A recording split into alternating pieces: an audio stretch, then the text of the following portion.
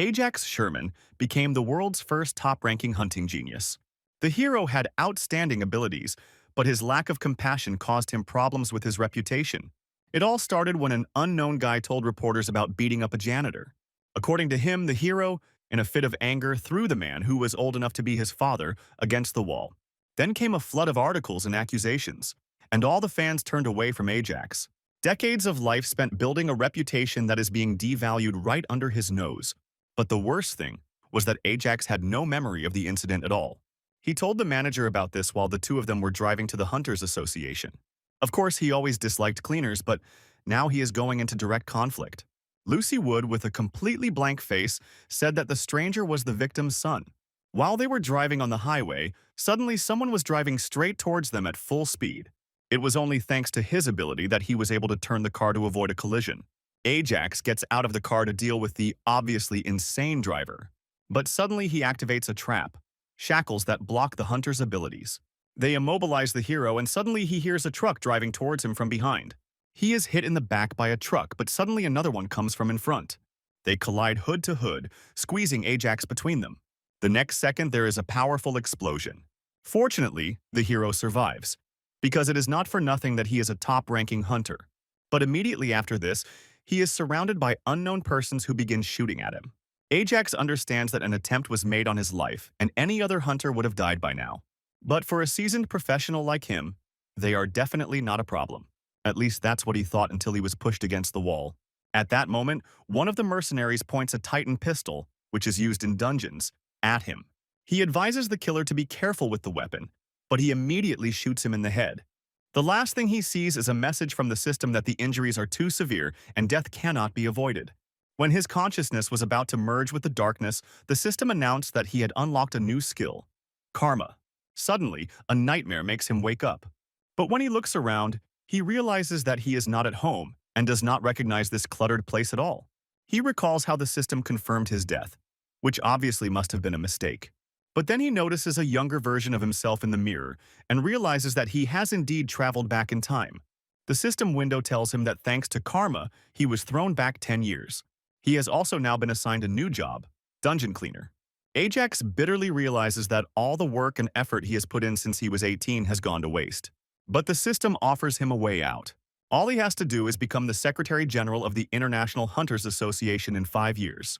Taking such a position is like becoming the President of the United States. Irritated, Ajax decides to ignore this proposal.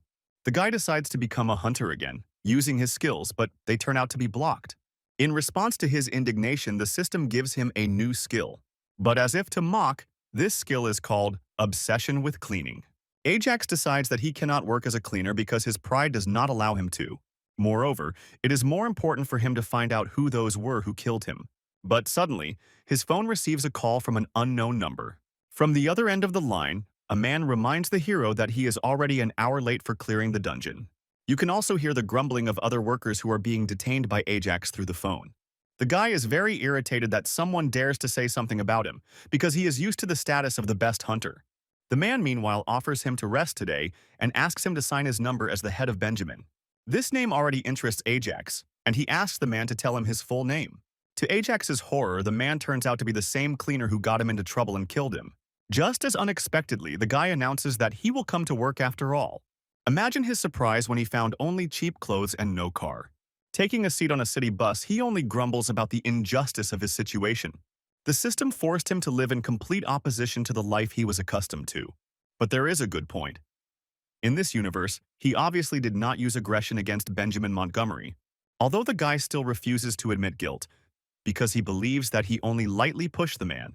But it turns out the man asked Ajax to change his mind when he supported the idea of cutting the cleaning staff. The guy was convinced that cleaners were not so important, and therefore their salaries were better given to hunters. Even Benjamin's pleas did not melt the hero's cold heart. Instead of reaching an agreement, he called the man a parasite, because he was sure that they were not doing anything important. In response, he became justifiably angry and grabbed the guy by the chest. Ajax pushed the man away from him, and he crashed into the wall. Even when blood appeared on his face, the hero arrogantly asked him to stop pretending. As if to say something, the guy called his manager and asked her to take care of the situation. Meanwhile, Ajax, in his new role, arrives at the dungeon he once passed through. That time he himself fought with a huge centipede at 28. Meanwhile, his current boss, Benjamin Montgomery, comes to meet him. And the hero is already ready to meet the one he blames for his own death and rebirth. The man is only amused by the worker's increased seriousness. Taking a closer look at him, Ajax increasingly believes in his innocence. By this time, their team only has 45 minutes to clear the area due to the hero's late arrival. After some indignation, they decide to go inside. Each of them is given respirators, the purpose of which the hero does not suspect. After a quick preparation, everyone heads into the dungeon together, but Ajax has a question. It turns out that he knows absolutely nothing about the work of cleaners. In general, the Association of the Supernatural and Spaces is divided into subgroups. There is a control team that monitors the appearance of dungeons and collects information. There is a team of support for hunters. They produce and service weapons and equipment. There is an operational team. These are the same hunters who kill monsters in the dungeons. And apart from everyone else, the cleaners, whom Ajax knew about only by hearsay. At this time, the team moves along the tunnel and the hero unexpectedly turns to the side. He is stopped by Benjamin, who told him that the boss's room is further down the tunnel. But the guy himself is sure that the boss's room is exactly in the direction he is going. As proof, he is shown a map that was drawn up by the hunters who cleared the dungeon. But Ajax simply throws it away, because he knows that it is written in a lie. He himself cleared this dungeon and knows the right path, but he cannot say it, because they will not believe him. In the end, he decides to give up and follow everyone else. On the way, he still decides to ask the boss why they are cleaning up the disappearing dungeons at all. Benjamin reminds that the dungeon will reappear sooner or later with new monsters. However, the mess and corpses of past monsters will remain in place. In addition, the gases from the decomposition of these creatures are extremely toxic to humans, which is an additional difficulty for hunters. It is also important not to leave any evidence of the hunters behind. Soon, the team reaches a huge gate and decides that they have finally reached the boss's room. But unexpectedly for them, there is an empty cave inside. Ajax reminds that he said so, that this is not the place they need to go. Everyone approaches the leader to discuss a plan of action, since they only have 20 minutes left to clean up. Suddenly, the entire team agrees that they should try their luck and continue working. The hero reminds them that the dungeon will close in 20 minutes, and they may be late and remain here. Benjamin, like the others, is not afraid of this, and reminds them that risk is also part of their job. They decide to go back and send Ajax away if he doesn't want to work. Suddenly, the guy shouts that he knows a passage to get to the boss's room faster. He asks everyone to follow him, because he does not intend to quit this job because of pride. Within 5 minutes, they reach the boss's room, where a huge centipede lies. Mitch suggests that they start cleaning, since there is little time left. But Ajax stops him, despite the janitor's irritation. Suddenly, the seemingly finished monster comes to life and rises. No one can believe that the hunters never cleared the dungeon completely. But just as suddenly as the monster rose, he falls to the ground again. One of the guys decides to take on the job of cutting up the corpse, since Ajax clearly has no experience in this. But the hero immediately takes the tool away from him, offended, and goes to the monster himself. It shows that there are only a few places under the strong plates to get to the flesh. Having explained the finer points, he shouts to the team to get to work as well, as they have very little time. He also warns everyone to avoid the monster's blood, as it immobilizes people like glue. Mitch assumes that Benjamin showed the newbie the file to help him learn faster. But the man replies that this data simply wasn't in the file. Soon the monster is completely dismembered, and the rotting flesh is piled into garbage bags. Ajax, pleased with his work, wipes the sweat from his forehead. But then he comes to his senses, because he doesn't understand why he feels pleasure from this work. The team even suspects that this is not the guy's first cleaning job, since he did almost all the work himself. There are still 5 minutes left before the dungeon closes, and the guys decide to head for the exit. Suddenly, one of the hero's shoes becomes stuck to the ground. He didn't even feel how his bag started to leak and glued it in place. The cleaners act quickly. They wrap the guy with a rope and pull at once to tear him away from the place. By this time, there is less than a minute left before the dungeon closes. Benjamin orders Ajax to take off his clothes, even though it is dangerous because of the gas. The hero, meanwhile, is confused as to why they perceive his problem as their own and don't abandon him. Meanwhile, the leader shouts for everyone to leave immediately so that they don't all end up trapped here. There are 10 seconds left until the dungeon closes.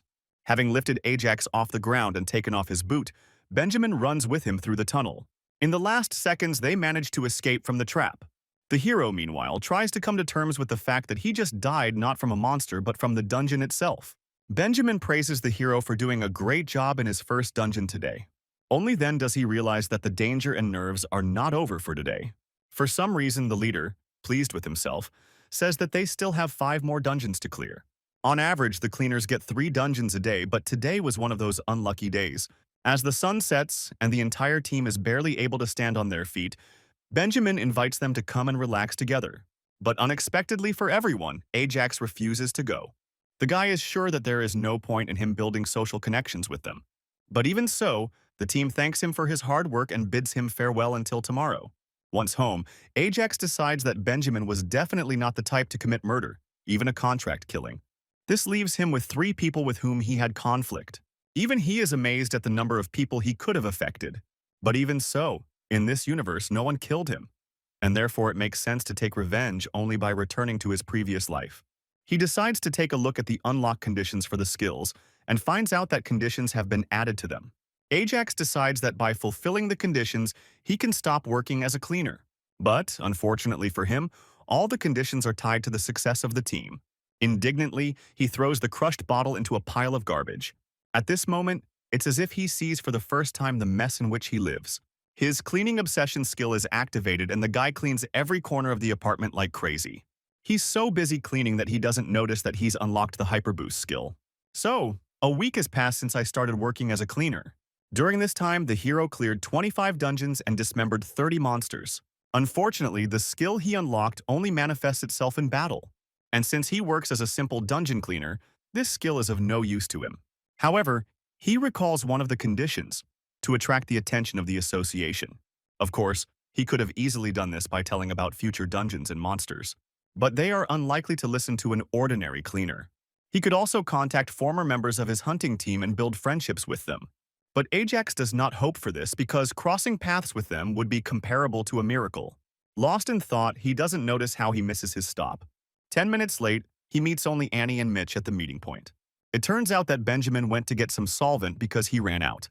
In response to Ajax's indignation, he is shown a portal to the dungeon. The hunters are still inside. Although the guy has no experience clearing this dungeon, he knows that the blue color means the easiest option. He decides that they should finish any minute now and squats down. Soon the wait drags on for another 30 minutes. But suddenly, beaten hunters emerge from the portal, barely able to stand on their feet. Also, to Ajax's surprise, he sees a familiar face among the hunters. It turns out to be Valerie Mosley. She was part of the heroes team, at least until I got an injury that interfered with my work. It was then that the guy suggested that she retire, which made her furious. That is why a girl is an exception to the rule when it comes to connections with past comrades. His expression is so tense when he sees Valerie that Annie even asks if he knows the girl. She even suggests that they were dating, which makes Mitch laugh a lot. While she is apologizing for her words, Benjamin joins the team. An irritated Ajax rushes to the portal and suggests that everyone quickly get down to cleaning. Blue-type dungeons are dungeons in a building, and their structure resembles a multi-story building. Unfortunately, this time the hero has no advice about this place. He just said a couple of days ago that he was studying the dungeons in advance, and to his surprise, they believed it. Therefore, the team decides to take on the cleaning using the old tactics. Meanwhile, Benjamin and Ajax head to the boss's room. There they are met by the corpse of a Vega.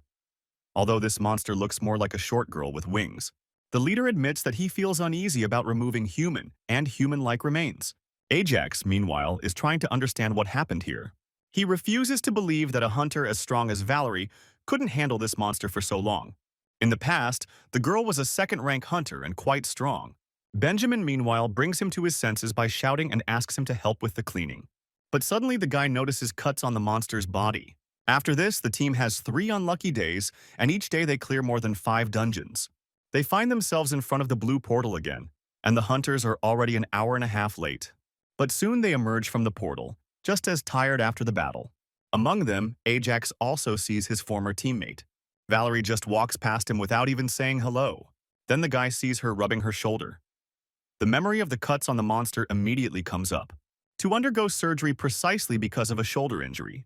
But instead of supporting her, Ajax began to scold her because she had neglected her illness. According to him, she was putting too much strain on her right hand and not using her left, which led to the injury. He also, without any regret, threw her a resignation letter for her to sign. That was the last straw. Valerie reminded him that she had told him more than once about the pain in her shoulder, but in response I only heard, "Stop pretending and shirking." Ajax, infuriated by her tone, reminded her that it was not his job to look into people's personal problems. Moreover, she would not be able to be a normal fighter now anyway, and therefore he did not understand why she was indignant. Valerie only asked him to wait until she recovered. But this option did not suit the hero, and he advised her to simply transfer to the cleaning team. The girl even cried, because he never considered anyone below his rank as people. In response, he leaned over and, barely containing his rage, whispered that she had not only insulted the leader, but had also become a parasite. Valerie couldn't help but slap him. In the current situation, Ajax cannot help but admit that he behaved like a scoundrel. Then, if it weren't for her injury, she would have become a first-class fighter. He decides to ignore his feelings of guilt, but his conscience won't let him do it. He turns around and calls out to Valerie. Blushing with embarrassment, he advises her to use her left hand more. Ajax adds that her current technique puts too much strain on her shoulder, which will cause problems. In response to this, she agrees with a blank face. The hero understands that she does not want to take advice from a simple cleaner. As he leaves the portal, he advises her to at least have her shoulder checked by a specialist. Despite her mistrust, she decides to play it safe, and unexpectedly the doctor confirms the cleaner's words. According to him, she better change her fighting style, otherwise the problem will progress. Just like that guy. The next day for Benjamin's team ends just as late. The guys can barely stand on their feet. Suddenly, Mitch starts scolding Ajax for making his girlfriend wait. Looking back, the hero sees Valerie in front of him, who clearly wants answers. The hero, although a little embarrassed, decides to approach the girl and find out what's going on. She suddenly points a sword at him and demands to explain how he found out everything about her shoulder. Ajax justifies himself by saying that he only gave her advice that he saw on the internet. But Valerie doesn't believe it, because her technique is a secret for all the uninitiated. In addition, the guy exactly repeated the movements and stance, and also knew about the muscles that were activated. The hero understands that he has compromised himself and that they may even start hunting him. He eventually admits that he learned everything from the cuts on the monster's corpse. According to him, the blows from the right side were deep, but from the left, rather superficial. Moreover, the girl obviously did not use the techniques that all hunters know about in the fight against Vega. That's why he concluded that Valerie wasn't using the knowledge because of some physical limitation. Valerie is satisfied with his answer and hides the weapon while Ajax explains the symptoms in everyday life. But suddenly she comes to the conclusion that in front of her is a freelance hunter. She knows that there are such people in the city, but they hide their identity. But the guy brings her to her senses, because he is obviously not a hunter but a simple cleaner. With this, he says goodbye to her, because he needs to rest before tomorrow's work. Valerie thanks him after leaving, which surprises Ajax. Following this, she decides to ask if he can train her. The next day, the girl comes to her boss and asks for a short day off. James Fisher, captain of the operations team, had no idea that the hunter could have such problems. Valerie explains that it is due to an injury and assures that she will focus on self-improvement during this time. The man is surprised that she is talking about individual lessons and not about practice at some academy.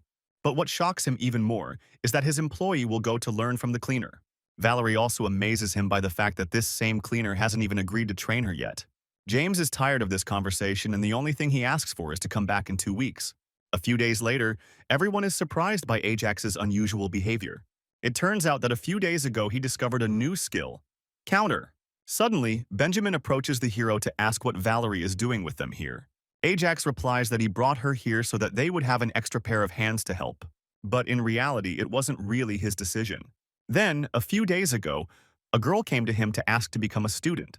The hero, hoping to discourage her, invited her to clean the dungeons with him. But unexpectedly, she agreed to it. So she started working with him. Now Ajax even helps her deal with stains that she can't get out. Benjamin praises the guy for finally gaining the spirit of a janitor. Annie watches all this and sees a completely different picture. She thinks they are already dating, and it is starting to piss her off. Soon, unable to bear the internal tension, she decides to talk to Valerie face to face. To do this, the two of them go to another room under the pretext of cleaning. But when Annie finds herself alone with Valerie, she can't find the strength to start a conversation. Suddenly, it is the huntress who turns to the girl and asks why she is so tired. Annie decides to shift the focus of the conversation to her interlocutor and asks how she became a hunter in the first place. It turns out that Valerie's father was a second-rank hunter. He was because he was fired due to an injury. Then everyone wrote off his complaints as laziness and began to treat him worse and worse. According to the girl, the single father was simply treated as used material. That's why she was surprised by the dynamics of the cleaning team, where everyone looks out for each other. Valerie also admits that she guessed that Annie was interested in Ajax. She calms the girl down and says that she is not interested in the guy at all. By the time they return to the others, they are already in fairly close relations with each other. The team has a task ahead of them to clean the boss's room. The leader warns everyone to be extremely careful. Among all of them, only Annie is a little slow in answering. She said her uniform was no longer fitting properly, and her respirator was barely holding up. Benjamin, upset, admits that he has been asking for a new uniform for a long time, but he is told that there is no money for it. He suggests that everyone take care of the suits they have and opens the doors to the boss's room. Inside, they are met by a huge poisonous slime, emitting toxic gas, and a bunch of small goblins, all dead. Everyone starts cleaning, trying to move more carefully so as not to get into danger. But suddenly, Annie just falls to the ground unconscious. Everyone immediately notices that she has problems with her respirator and that her protective suit is torn. They decide to call the surgical team to give her the antidote, but Ajax knows they won't make it in time. Instead, he asks Valerie to stab him with her sword. Benjamin tries to reason with the guy, since they already have a wounded man, but it's all to no avail. The girl sees that Ajax is serious and decides to obey his wishes and summons her sword. The next moment, she strikes him. Thanks to this, he gains super speed. The hero announces that he will carry Annie to the hospital while the others get there. Benjamin reminds that the journey there takes about 30 minutes by taxi. But suddenly, both Ajax and Annie disappear. The hero rushes at full speed to the exit of the dungeon in order to make it in 3 minutes. Already in the hospital, the leader is full of gratitude to the doctor who helped the girl. As he leaves, the doctor does not forget to remind Ajax to pay for the stitches he received. Already in the ward, everyone is scolding Annie for not telling her how bad the condition of her suit really is. Mitch is outraged that only hunters are given new equipment on demand, but they are not. Suddenly, Ajax stirs and goes to the exit, supposedly to get some fresh air. In fact, it is due to circumstances because thanks to Annie's injury, he will be able to fulfill one of the skill conditions. To do this, he needs to achieve increased funding, and the hero is already heading to the association building. He soon appears before the association's director, Raoul K. The man is one of the most influential people in the organization with incredible connections. Hearing Ajax's request, he advises him to contact the accounting department. But the guy decided that he would not run after the minions and would go straight to the main thing. Hearing that the hero is a simple cleaner, Raoul replies that there is already enough funding. But in response to this, the hero says that he knows about the association's budgets and that they simply have nowhere to spend such money. He also talks about an incident that took place less than an hour ago. Ajax recalls the shaky position of the director, who took over 2 months ago. That is why he advises him to think about redistributing the budget before the public finds out about it. Raoul, cornered, decides to negotiate a raise for the cleaners, but Ajax doesn't care. The skill unlock condition did not specify an amount, so any increase will count. The next day, Benjamin is given a letter, but its contents greatly surprise the man. They wrote to him about disciplinary action and not about a budget increase, as Ajax had expected. It turns out that Annie, in addition to her job as a cleaner, had other part-time jobs, which were the reason for her poor health. They also indicated that there was no evidence of defects on the uniform, and therefore the girl damaged it herself. This is why the request for a budget increase was rejected. The hero is very angry, but Annie asks him not to worry about it. She didn't even hope for a positive outcome, because the dungeon cleaners had always been treated like that.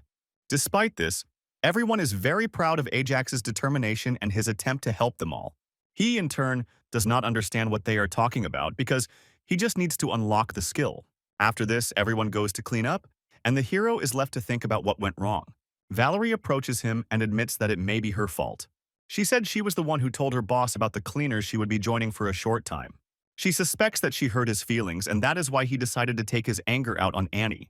Ajax decides to sort everything out today and asks Benjamin for the day off. A few hours later, a portal to the dungeon opens at the other end of the city. The hero knew about it in advance and is already ready to put his plan into action. When he enters the 4th dungeon of the day, he is met by crowds of monsters because the hunters have not yet reached here. There, he activates the acceleration skill, which is only available in combat. Using his skill, he rushes past them and delivers lightning-fast blows. In just a couple of minutes, he reaches the passage further, leaving behind mountains of corpses. After this, Ajax really should be called a freelance hunter, because he operates without the permission of the association. Although he acts without prompts with a time limit and therefore can die, this does not bother him. Previously, such a dungeon would have been a piece of cake for him, but this time, one blow could kill him. Pretty soon he reaches the boss's room. Even now, the hero is confident in his abilities because he already went through this dungeon in his past life. He climbs up the giant robot with lightning speed. On the way up, he also fights off the hands of a monster who wants to throw him off. Having reached the robot's head, Ajax activates the counter skill to finish off the monster with one blow. As he left the dungeons, he noticed the association's machines. They must be confused as to who could be clearing the dungeons. But this time he decides to stay inside to see the surprised faces of the hunters for himself. 2 days later, at the first dungeon for cleaning, he is met by James Fisher. The man announces that he came here to build friendships, but no one believes him. Ajax decides that he must be under suspicion if the leader of the hunters was sent here. Benjamin senses the tension and suggests that they get to work quickly. Inside, they discover a huge pile of corpses, with only an hour left to clean up. Everyone gets down to work in unison, under James's watchful and inquisitive gaze. Tired of waiting for a puncture, he decides to provoke the guys himself. He asks if they know about the interference with the hunters' work in the last 2 days. At this question, everyone turns around in surprise except Ajax. Meanwhile, James talks about the reward for catching a freelance hunter. The final nail in the coffin is his question about whether they know anyone who is not at work these days. The hero understands that it's all over for him and that he will be given away right there and then. But suddenly, Benjamin reminds him that he told Ajax yesterday not to overexert himself. Annie supports his words and says that the guy exhausts himself by working without days off. Their conversations confuse the hero, because he was definitely not at work. Benjamin eventually promises James that he will be the first to snitch on the offender. Returning to the association building, the man reports that there was no interception since Ajax returned to work. But unexpectedly for him, the boss decides to simply submit to the guy's demands and increase the budget. Raoul admits that he did not expect Ajax to be such a dangerous person. The next day, the hero, still in bloody clothes, goes to withdraw money from an ATM. He took on the task of cleaning the dungeons in order to personally raise the budget for the cleaning team. A little later, Raoul tells James exactly this, that someone anonymously donated funds. They both understand that this only further compromises Sherman, but they can't prove anything. Even out loud, the phrase, "the cleaner took over the cleaning of the dungeon," seems funny to Raoul. He doesn't believe that such a person would choose such a path just to remain a cleaner. Raoul was also very confused by the guy's appearance on his doorstep, as well as his knowledge of the association's affairs. That's why he's sure that this cleaner is someone's insider. The man even suspects that the boy could have been appointed by the association's president himself. Raoul is sure that this is a kind of test, and therefore advises James to work diligently.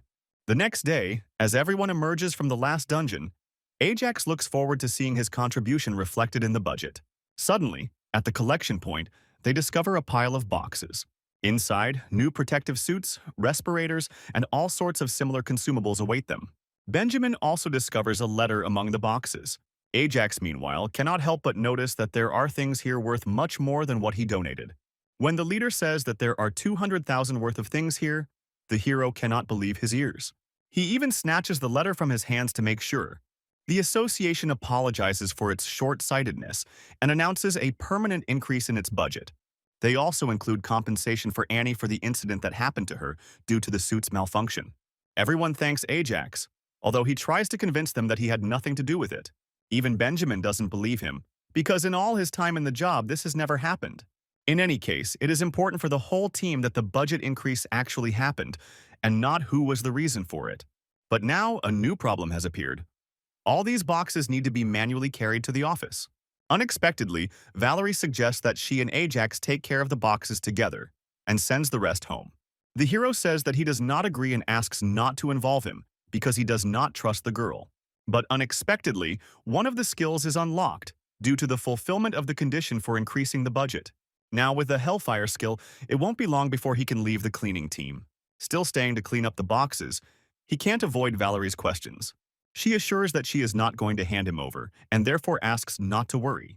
The only thing she's interested in is whether it was his hunting money that went towards increasing the budget. To Ajax's surprise, the other boys have figured out his plan too, but no one is going to give him up. Valerie warns that the guy's skill is at such a level that he simply cannot hide it from anyone. When she says that sooner or later the association will notice him, a satisfied smile blossoms on the hero's face. He is already beginning to dream with the hope that Valerie will help him climb the career ladder. But suddenly the girl decides that the guy doesn't need this, because his actions show how much he values the team. This turn of events greatly surprises Ajax. Valerie promises that she will do everything possible to ensure that the hero can always remain on the cleaning team. The guy is annoyed at the situation he got into with his brilliant plan. Although the freelance hunt was a success, a new problem soon emerged. The next time the team comes to clean the dungeon, they find threats and insults written on the walls. The hunters covered the walls with monster blood, threatening Ajax not to interfere with their work anymore. And besides, they hid the monsters' bodies in different places in the dungeon to make it harder to remove them.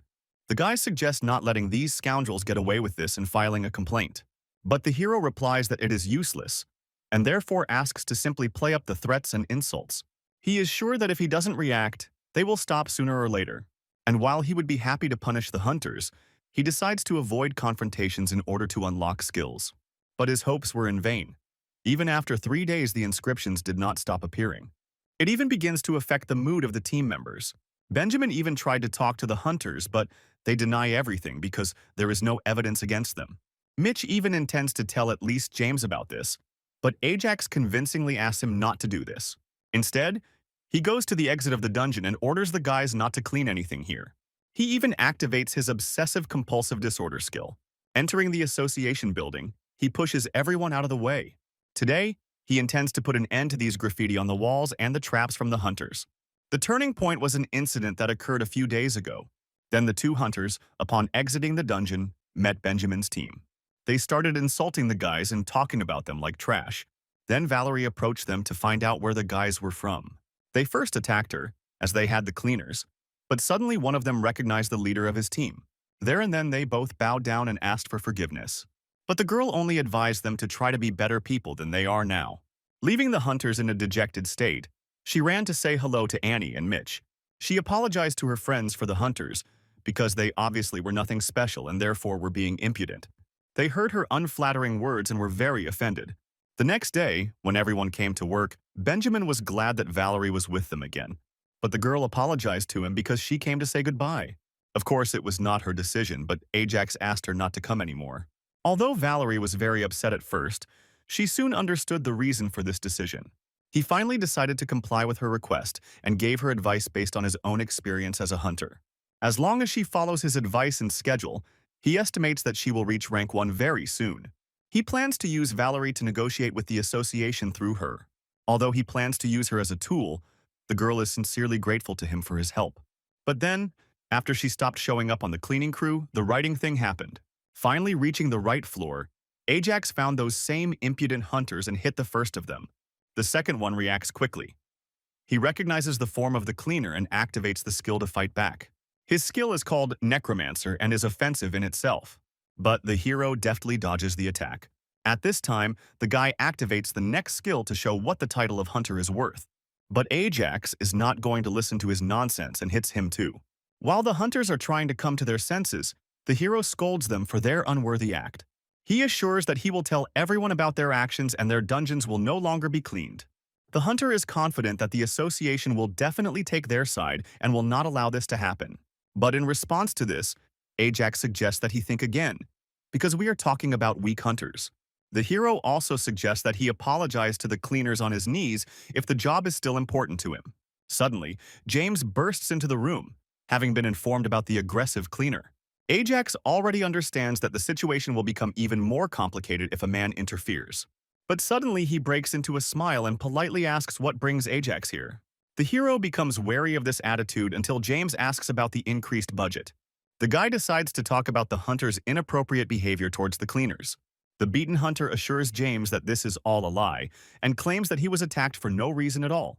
But the man believes Ajax and slaps the guy.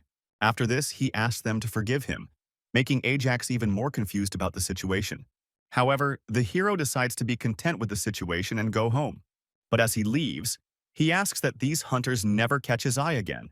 While Ajax has let the situation with the losers go, he refuses to ignore James's sudden change of mood. Valerie, unfortunately, cannot give him a clue as to what the reason might be. The hero admits that the hunters did come and apologized properly to the guys. The girl replies that his request was fulfilled after all. Those two were simply fired. Ajax can't get his head around the fact that two hunters were fired because of the words of some cleaner. This, coupled with James's overly respectful attitude, only serves to further confuse him. But the next day, the situation becomes even stranger. The hunters greet the cleaners with a bow and thank them for their work. Having no idea what to tell them, Ajax thanks them in return.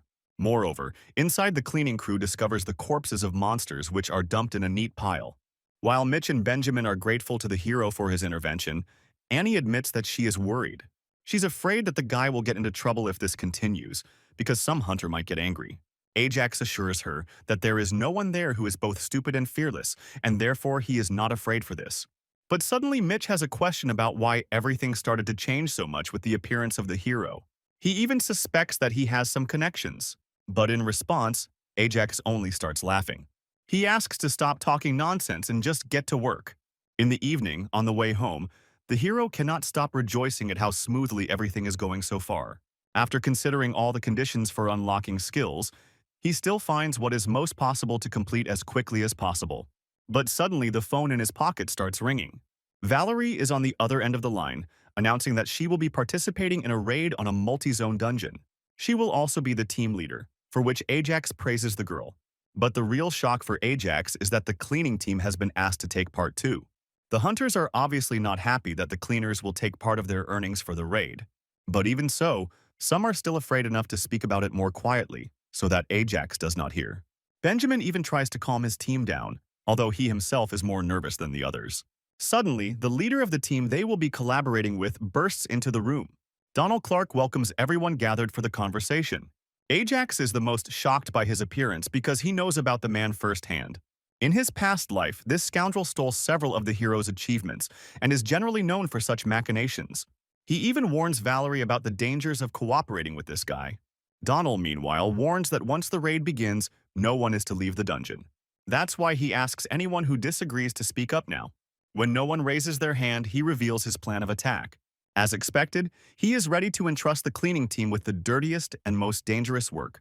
As payment, Donald is ready to give them a bonus, which will depend on the quality of the work performed.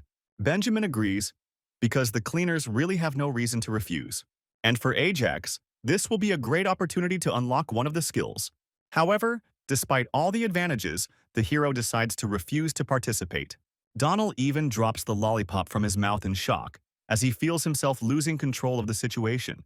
After the meeting, the cleaning crew and Valerie stay behind to figure out why the guy refused. Benjamin is sure that Ajax always thinks about his comrades and should be trusted. The huntress adds that this raid is indeed very difficult and will last more than a day. This convinces the team leader that Ajax acted in the best interests and safety of the team. Benjamin decides that in this case it is not worth going against the guy's decision. Unexpectedly, Valerie says that she will not participate either. They are trying to convince her otherwise, because she was appointed the leader of this operation. In response, the huntress says that her mentor advised her not to trust Donald, and she intends to listen.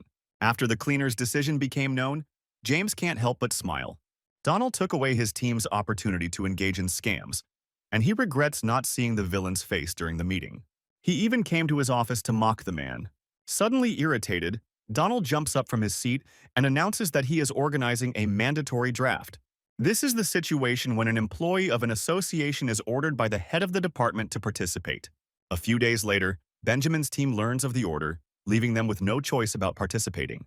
What's also unusual is how many people are at the entrance to the dungeon when they arrive there.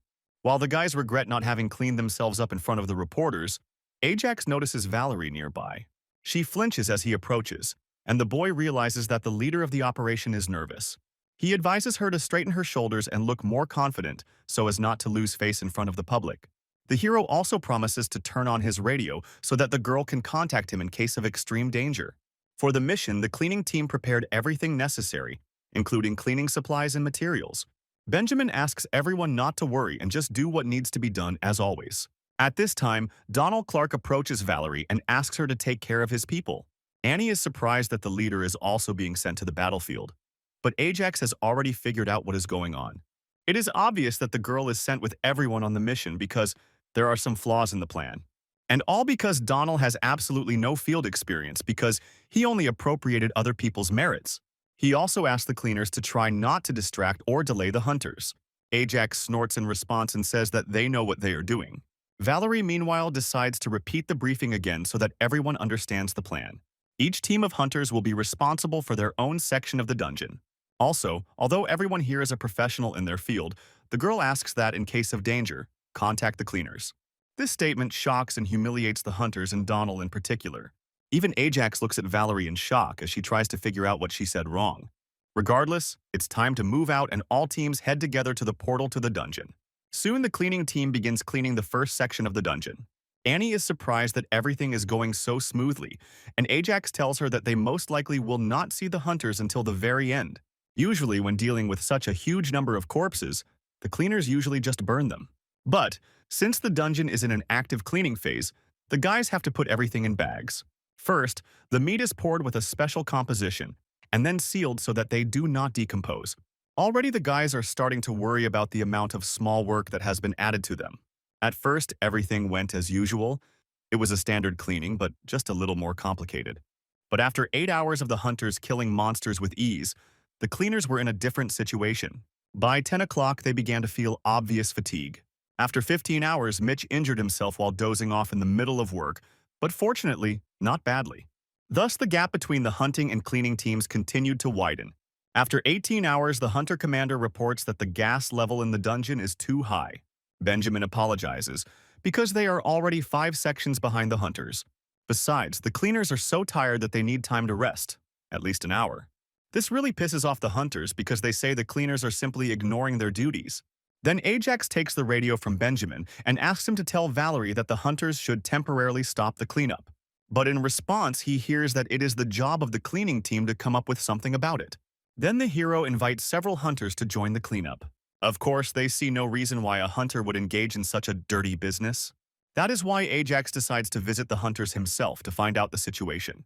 The guy explains to Donald that the cleaning is taking too long and they are already behind the pace. But the man only repeats that the cleanup cannot stop. He screams that the entire dungeon clearing mission will be ruined by a bunch of lazy cleaners. Donald recalls that this was the first time their team was invited to take on such a large-scale project. He promises that the cleaners will definitely be held accountable, but in response he hears only Ajax's laughter. The guy already expected meanness from him, so he was not at all surprised by his methods. He guessed that the hunters were tired of walking on tiptoe, and so they decided to make scapegoats out of the cleaners. This is why he suggests that the cleaning crew simply leave the dungeon. This statement already forces Donald to contact Valerie. The girl is in the middle of a battle, and therefore is very surprised by his call. The man says that the cleaners want to leave the dungeon and demands that she hand over command to him. Suddenly, Valerie turns to Ajax and asks if Donald's words are true. The man becomes furious that she did not immediately obey his instructions and begins to insult her. From the rush of his orders and insults, the girl decides that it is indeed time to hand over command. But unexpectedly for him, she hands over control to Ajax. He immediately replies that he is taking over command of the operation. Now he can show the arrogant hunters how to work properly. This statement makes Donald laugh, because for him, subordinating himself to a cleaner seems unthinkable. He tries to threaten the guy with his status in the association and orders him not to interfere. But the hero knows the rules of leadership in the dungeon, and therefore Donald's naivety makes him laugh. Ajax knows that he has the right to decide on the punishment of the cleaning team, and decides to say everything he thinks about it. He accuses Clark of taking credit for others and creating situations that are harmful to employees. He announces that the man no longer has any power, as he is being expelled from the operation. This threat shocks Donald, because expulsion means the loss of all bonuses and merits for the operation. Leaving Clark behind, he announces over the radio to everyone that he is now in command of the operation, not Donald. He then orders 2 teams of hunters to go and help the cleaners. They, as expected, begin to be indignant because they consider it beneath their dignity. Ajax, in response, without further thought, expels them from the mission because they refuse to obey the leader. He then contacts Valerie's team to see how they are doing, as they will now have to work 3 times harder. But the girl replies that this request will be difficult to fulfill, since the monster in this section is practically invulnerable. In response, the hero talks about the boss's immunity and how to defeat him. The first thing he advises is to change the formation in order to suffer as few losses as possible. Following his advice, Valerie's team confidently rushes into the attack. The players in the back are busy buffing while the melee fighters are holding the monster back. The trump card of the tactics is the girl, who uses her tactics of finishing off in one blow. Within a couple of minutes, Ajax hears on the radio that the section has been cleared. Even the hunters are impressed that some cleaner's advice helped destroy the enemy. In the next section, he advises using mage fighters on the front flank against the ghost monster. In the 13th section, thanks to Ajax's advice, the hunters successfully deal with the monster. But soon, Valerie reports that the hunters are very tired, and their stamina has dropped to the limit. In response, the hero asks them to try to survive until he arrives, and he himself goes to save them. Meanwhile, Valerie tries to fight an incredibly strong monster. In addition to the stone golem's size and impenetrable defense, it also has incredible agility. Just as the girl wants to run away from him, he grabs her by the leg. She doesn't even have time to try to free herself when he throws her to the floor. Stunned by the blow, Valerie realizes that she was on the brink of death. But suddenly Ajax leans over her, holding out his hand. She thinks he wants to help her up, but the guy is actually asking for her sword. Another hunter helps her get up while the hero goes to deal with the monster. Ajax certainly didn't expect to see such a strong monster on this mission, but now he understands the reason for the delay. At this moment, one of his skills is unlocked as he joins the dungeon clearing project. Thanks to this skill, all of Ajax's stats are increased. When the monster wants to strike, it deftly dodges. And then he strikes straight at the golem's hand. The monster recoils in pain and loses its balance, crashing into a rock. But then the guy activates the skill Hellfire, and, combining it with the skill Finishing Strike, finishes off the monster. A powerful explosion occurs, and pieces of stone fly off from the golem in all directions. The hunters try to find out from Valerie who he is, but she replies that he is just a cleaner. She also asks everyone to keep quiet about his abilities because she is sure that he is not interested in money or fame. Ajax, meanwhile, is furious that there is now a complete mess around him, which he has to clean up. After the raid, Raoul K becomes aware of the situation that occurred in the dungeon. It doesn't take long before he calls Donald and James to the carpet. Clark tries to justify himself by saying that he is not guilty, and it is all about the connection between Valerie and the cleaning team. Besides, he reminds us that it was Raoul's idea to bring in this cleaning crew against their will.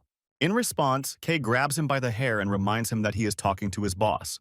Throwing a frightened Donald away from him, he demands that he write a report while his fate in the association is being decided. Left alone with James, Raoul calmly asks him what he thinks about Valerie. He admits that he would like to make her the team leader. Within days, Benjamin's team was punished and Donald was demoted. But the cleaning team was not upset. But on the contrary, they decided to congratulate Valerie on her success. She was eventually appointed leader of the hunting team. But the girl is surprised why there are so few people in the office. Ajax sees the reason in the transfer of people from the team. Even after the replacement, she still had 17 people under her command, which is quite a lot. The hero asks her not to be surprised because not many could lay claim to the position she occupies. Suddenly, several hunters enter the room. Just as unexpectedly, they bow respectfully to the cleaning team in greeting. Valerie adds that her assistant will arrive soon. In response to this, memories of Lucy Wood, his assistant, pop into Ajax's head. She was the only one he knew when he died, and she knew him better than anyone. But unfortunately, Valerie doesn't yet know the name of her assistant. Benjamin, meanwhile, suggests to his team to leave, since Valerie obviously has an important meeting. Although the girl assures her friends that they can stay, they are already heading for the exit. By an incredible coincidence, the new assistant chose this very moment to appear. But to Ajax's surprise, it turns out not to be Lucy, but a certain Vicky Esther. She confuses him with the leader Mosley, to which he replies in a threatening tone that that is not his name. Valerie invites the frightened assistant inside to talk while she apologizes for the mix-up. Ajax is relieved to note that it is not Lucy, although in this universe they would have nothing in common. After finishing her first working day, Vicky shares her impressions with her coworker.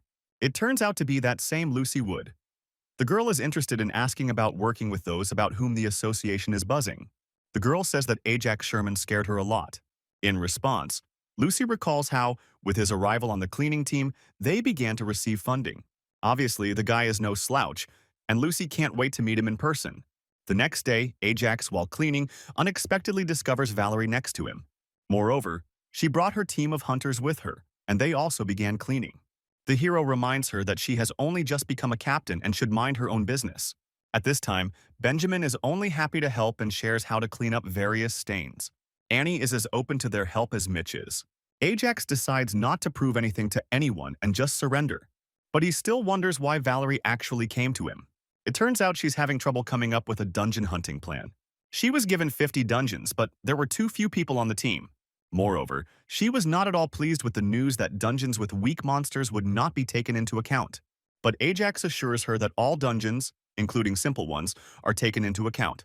He also tells you which dungeons you can send fewer people to, which will help with productivity.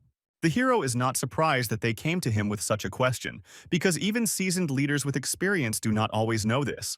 Valerie thanks him for his help, but the guy only hurries her out in response. She is already starting to worry that she has offended him or is annoying him, but Ajax is more irritated by her assistant.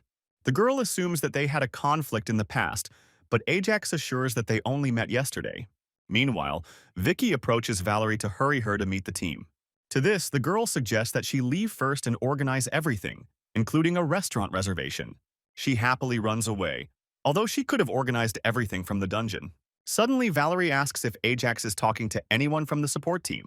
It turns out that someone from there wants to meet him, although they ask to keep it a secret from Vika. Ajax suspects that they want to ask him about the situation with Donald. But if that were the reason, he would not have been asked through Valerie. Ajax decides to meet with the mysterious man. Soon, the cleaning of the dungeon is finished, and Valerie invites everyone to eat lunch at her expense. The next day, all the news reports how a child accidentally ended up in a dungeon. That's why Raoul calls Valerie and Ajax to him to explain how they allowed this to happen. Tragedy was avoided thanks to pure luck and the hero's ability.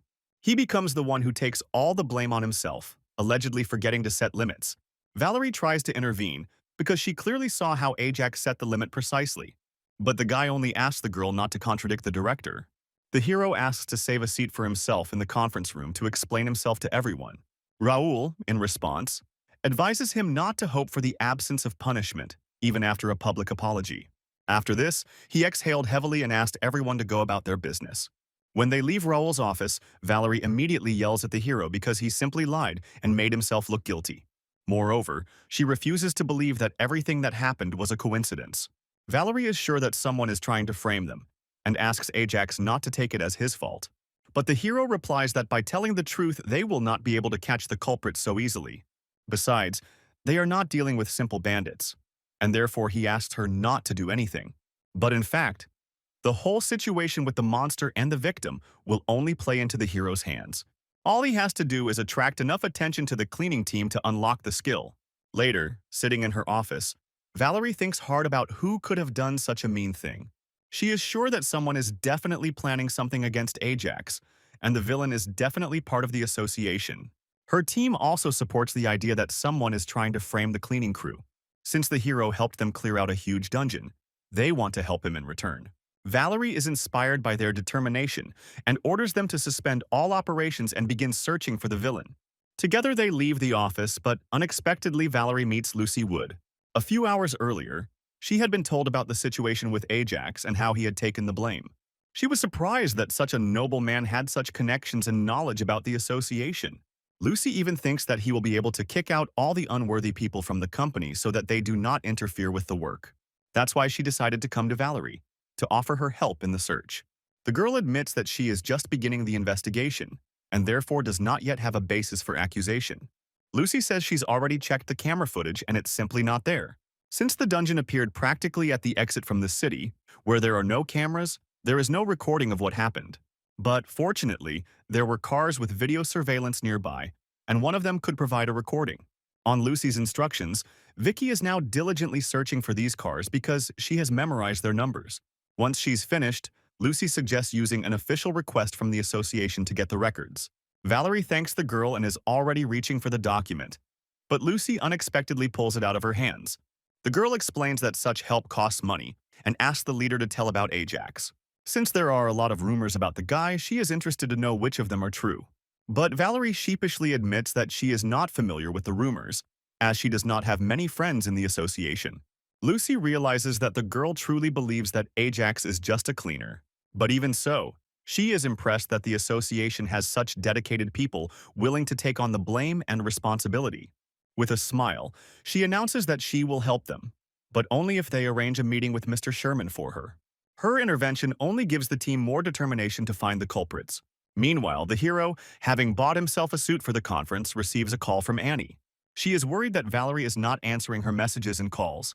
In addition, she received an alarming message from her that she was going to save Ajax. The hero immediately begins to worry. Having dropped the call from Annie, he immediately dials Valerie. Unexpectedly, she immediately picks up the phone. Ajax immediately asks what she is doing. The girl replies that she and her team are going to obtain evidence of his innocence from a certain Francis. The hero, barely containing his rage, reminds her that he asked her not to interfere. He's one step away from unlocking the skill, but given Valerie's stubbornness, he allows her to proceed. But he himself decides to do everything to stop her, so that she does not ruin his plan. After hanging up, he starts banging his head on the ground in anger. This puts him into combat mode. This allows him to use hyper-acceleration. As he races past cars on the highway, he wants to overtake Valerie to prevent her from collecting evidence. A little later, at the hospital where the injured boy is lying, Lucy meets his relative. He glances at her and replies that he has nothing to talk about with the people from the association. She tells him that the cleaners are not to blame and asks him to intercede because they will be punished without any fault. In response to this, the man grins and says that he will happily watch them get fired and punished. Meanwhile, Ajax had already found Francis, who had already gotten into the car to go home. The bloody guy asks for cooperation and introduces himself as coming from the association. While the man says he has nothing to tell, Ajax breaks his video recorder. Francis is shocked that someone would simply break his property, but the guy replies that he will be compensated for it. He himself falls to the ground and hits his head again to activate combat mode. Leaving the stunned man in the parking lot, he disappears in the blink of an eye. And just in time, Valerie's team has already arrived, also shouting about the association's action. Francis yells back that he has no intention of helping crazy people and threatens to sue. The girl is shocked by this behavior until one of the hunters reports that the video recorder in the car is broken. This is not the first witness whose recorder was broken, and Valerie is sure that this is the work of a scoundrel. Lucy, meanwhile, is still dealing with the victim's brother, trying to understand the reason for his anger. It turns out that Ajax was the reason for his dismissal, and the guy does not consider it necessary to obey the association. He turns away, clearly offended by the company's actions even when Lucy tells him about the investigation. But he is sure that this is just a farce and shouts that he does not want to have anything to do with the association. The patients begin to whisper, and to avoid unnecessary gossip, Lucy decides to come back later. Tim continues to criticize the association even when he comes to his younger brother's room. The boy begins to complain that he is tired of being in the hospital and that he doesn't like getting injections. But in response, the guy leans towards him and reminds him of the agreement between them regarding the punishment of Ajax. But unexpectedly for them, an uninvited guest intervenes in their conversation. Ajax was ready to let it all slide, but fate decided otherwise. Having climbed through the window into the ward, he realizes that now all the parts of the story fit together perfectly. The boy was forced by his own brother to put his life in danger simply out of revenge. The victim also understands the contradiction because Ajax was the one who saved him. But Tim is convinced that the hero is to blame for everything, because it was because of Ajax that he, the family's only breadwinner, was fired. He reminds that Tim was the one who started the conflict and rushes towards him. But unexpectedly for him, the hero simply puts his hand on his shoulder and announces that he forgives him. There is no point in him fighting Tim, because he helped him get closer to unlocking the skill in his own way. Leaving the shocked brothers in the room and asking them not to do anything, he goes away. The next day, Ajax stands in front of a crowd of reporters ready to answer for the incident. The first thing he does is apologize to the student who was hurt. Raoul is watching the broadcast closely to make sure everything goes as it should. The hero also takes all the blame for what happened on himself. Now Valerie and her hunters will definitely not interfere with him. But suddenly Benjamin runs up to the podium and shouts that it was his fault. Ajax tries to stop him, but he is sure that he must help. Benjamin feels his duty to him, although the boy tries to convince him that there is no point in helping. Now, into the microphone, the man announces that, as the leader of the cleaning team, all complaints should be directed at him. To the hero's fury, Mitch and Annie also come on stage to talk about their guilt and what happened. They also don't listen to his words that he doesn't need their help. Ajax is ready to cry with anger because instead of helping everyone, they only stand in the way of his success. On air, they ask not to blame the team but to punish one of them, except for the hero. Finally, he can't take it anymore and orders everyone to shut up. Turning to a reporter in the front row, who is shaking with fear, he asks him to remember that he alone is to blame. Suddenly, Valerie appears in the conference room with the injured boy. He admits that he was simply curious and says that he removed the fence himself and went inside. The reporters begin to whisper among themselves, obviously confused by the contradictory information. Valerie continues that the cleaning team is not to blame because they put all the restrictions in place as required. Tim, who was brought by Lucy, is upset that his little brother is ready to lie just to protect him. He decides that he must do the right thing and turns around to confess everything to the police. The boy catches up with his brother and he asks him for forgiveness, promising that he will definitely improve. Meanwhile, in the stands, the cleaning crew is still screaming about their guilt, and Ajax has failed to unlock the skill. Later, as he rides the elevator up to Valerie's office, he ponders how he was able to obtain the skill. At first, he was afraid that the team would disturb him during the conference, but it was the chaos that attracted a sufficient number of spectators. Of course, Annie also helped, with her beauty helping to gather more than 30,000 viewers for the broadcast. Ajax decides that he should be grateful to the girl for unlocking his ability. When he enters the office, Valerie is already waiting for him. She introduces him to the very man who wanted to meet Ajax. Lucy extends her hand to him with a smile, while the hero looks at her in confusion. He clearly didn't expect to see his previous manager here, although, comparing the girl in the role of the chief administrator and his personal manager, it is difficult to believe that this is the same person. She witnessed his death and is also his suspect, so the hero decides to be careful with her. They shake hands and Lucy admits that his speech at the conference was impressive. However, she is disappointed that he is not as charismatic as she was told. She decides to get down to business and asks how high Ajax would like to climb in the association. Lucy admits that she wouldn't mind putting him in the director's seat. She doesn't like the current state of things and is inspired by the change in dynamics with the cleaning team. And although the support team had better conditions than the cleaning team, they were both treated poorly. But then Ajax came into the game and began to influence people regardless of their status, which is what interested her. Ajax asks directly if she is going to make him director, but unexpectedly the girl avoids a direct answer.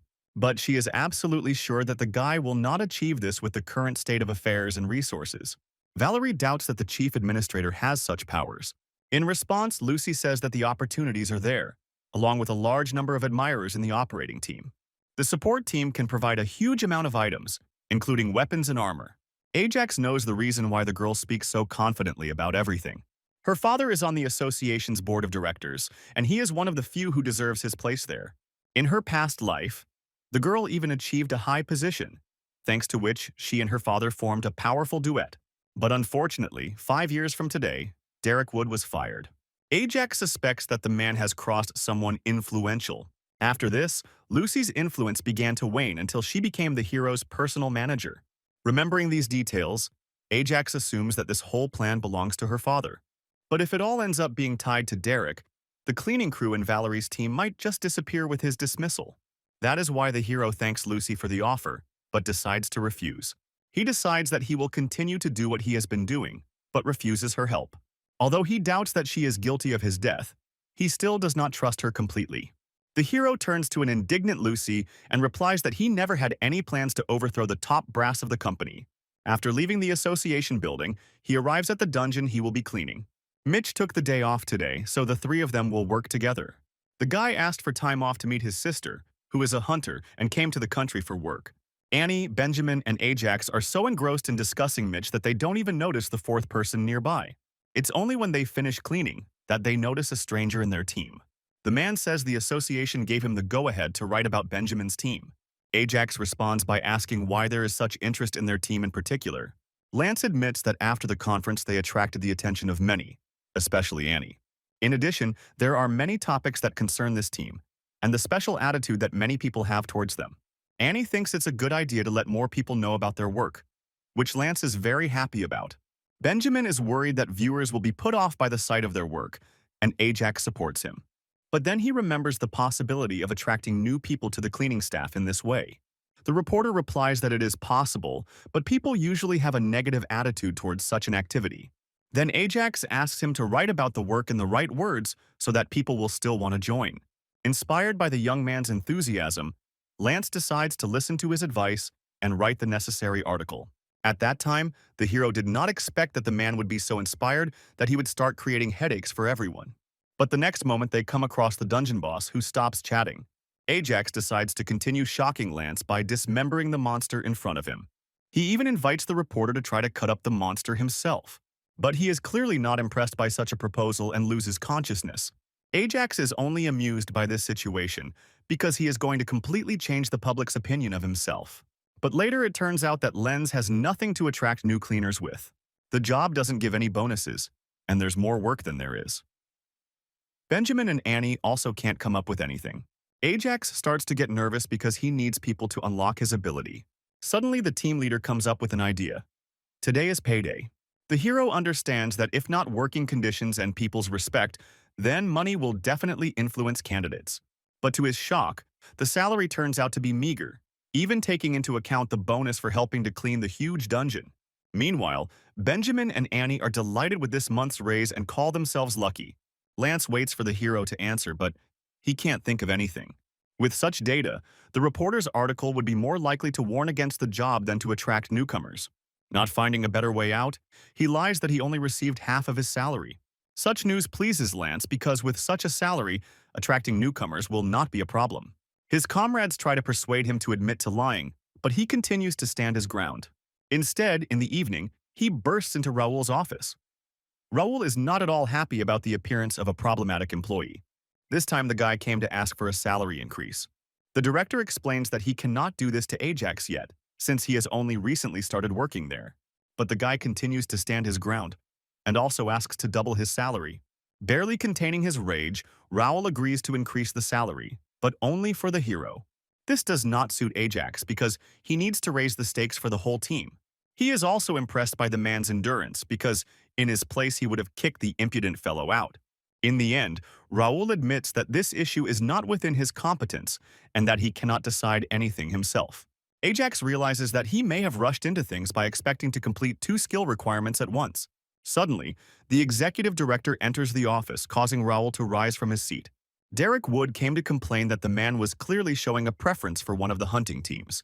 Ajax understands that he has nothing to gain here and says goodbye to the executive director as if he were a friend. But he suddenly turns the guy around and takes a selfie with him.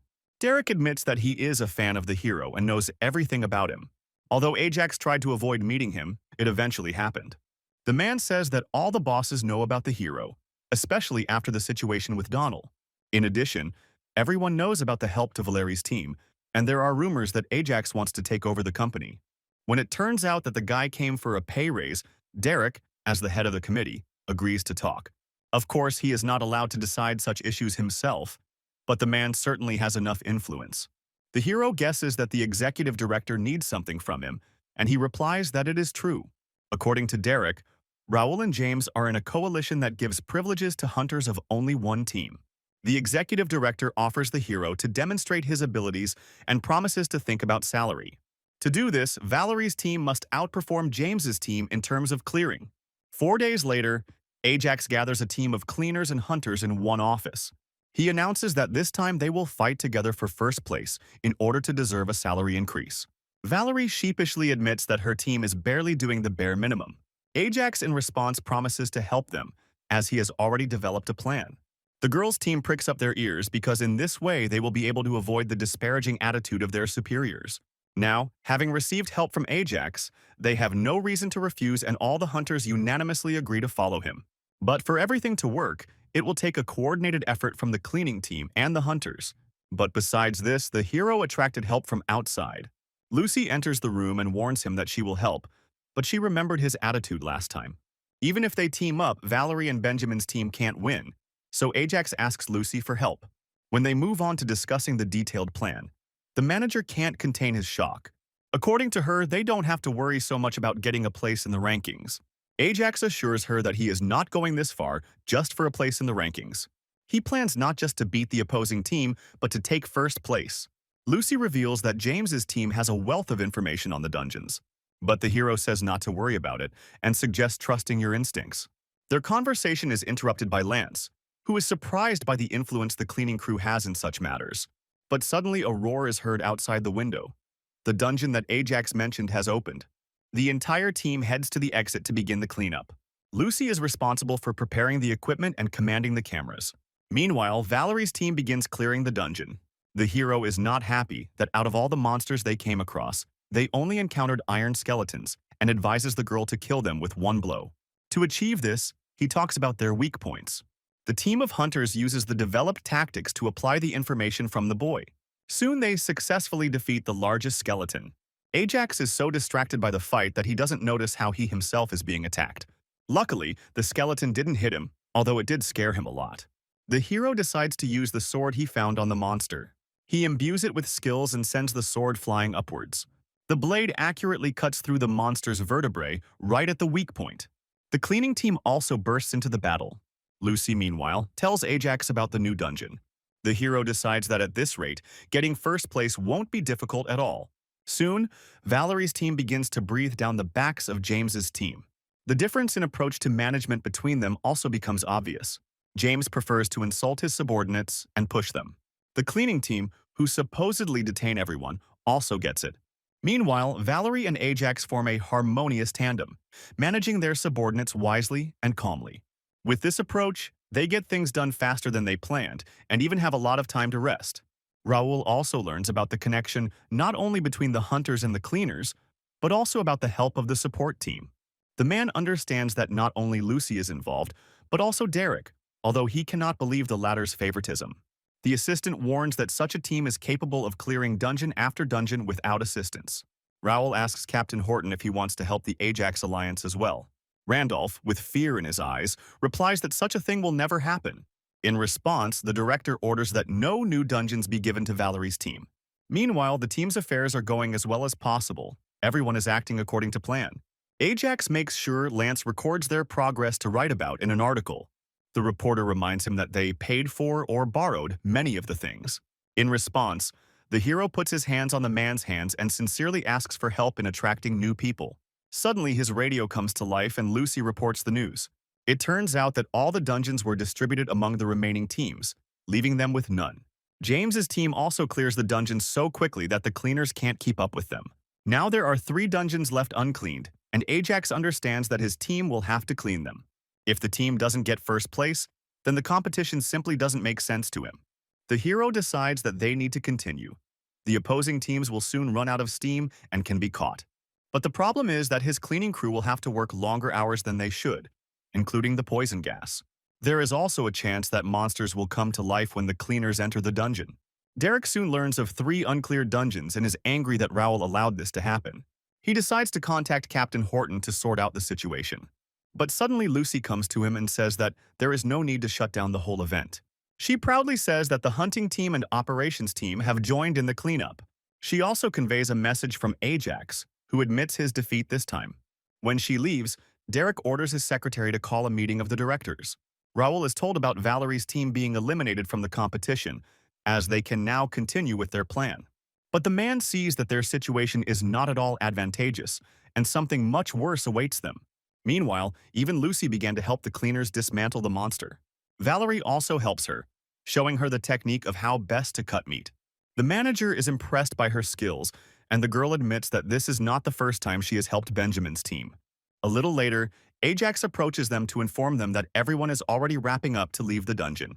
On the way to the exit, the hero admits that he no longer really believes in their victory in first place. Valerie is impressed and glad that the guy cares so much about the well-being of the team. But she hastens to convince him that everyone here trusts him and is ready to follow him anywhere. Even after this, Ajax is worried that they have fallen too far behind their competitors after 4 days of harvesting. The huntress responds by reminding them that they still have 3 weeks ahead of them to catch up and overtake everyone. But unexpectedly, Derek meets them on the other side of the portal. He reports that the team rankings have already been completed, as everything has gotten out of control. The hero is very unhappy that he was not allowed to recoup the losses and his team ended up in second place. But the rest seem very pleased because even with the delay they received such a high rating. Of course, this state of affairs will not help the hero unlock skills.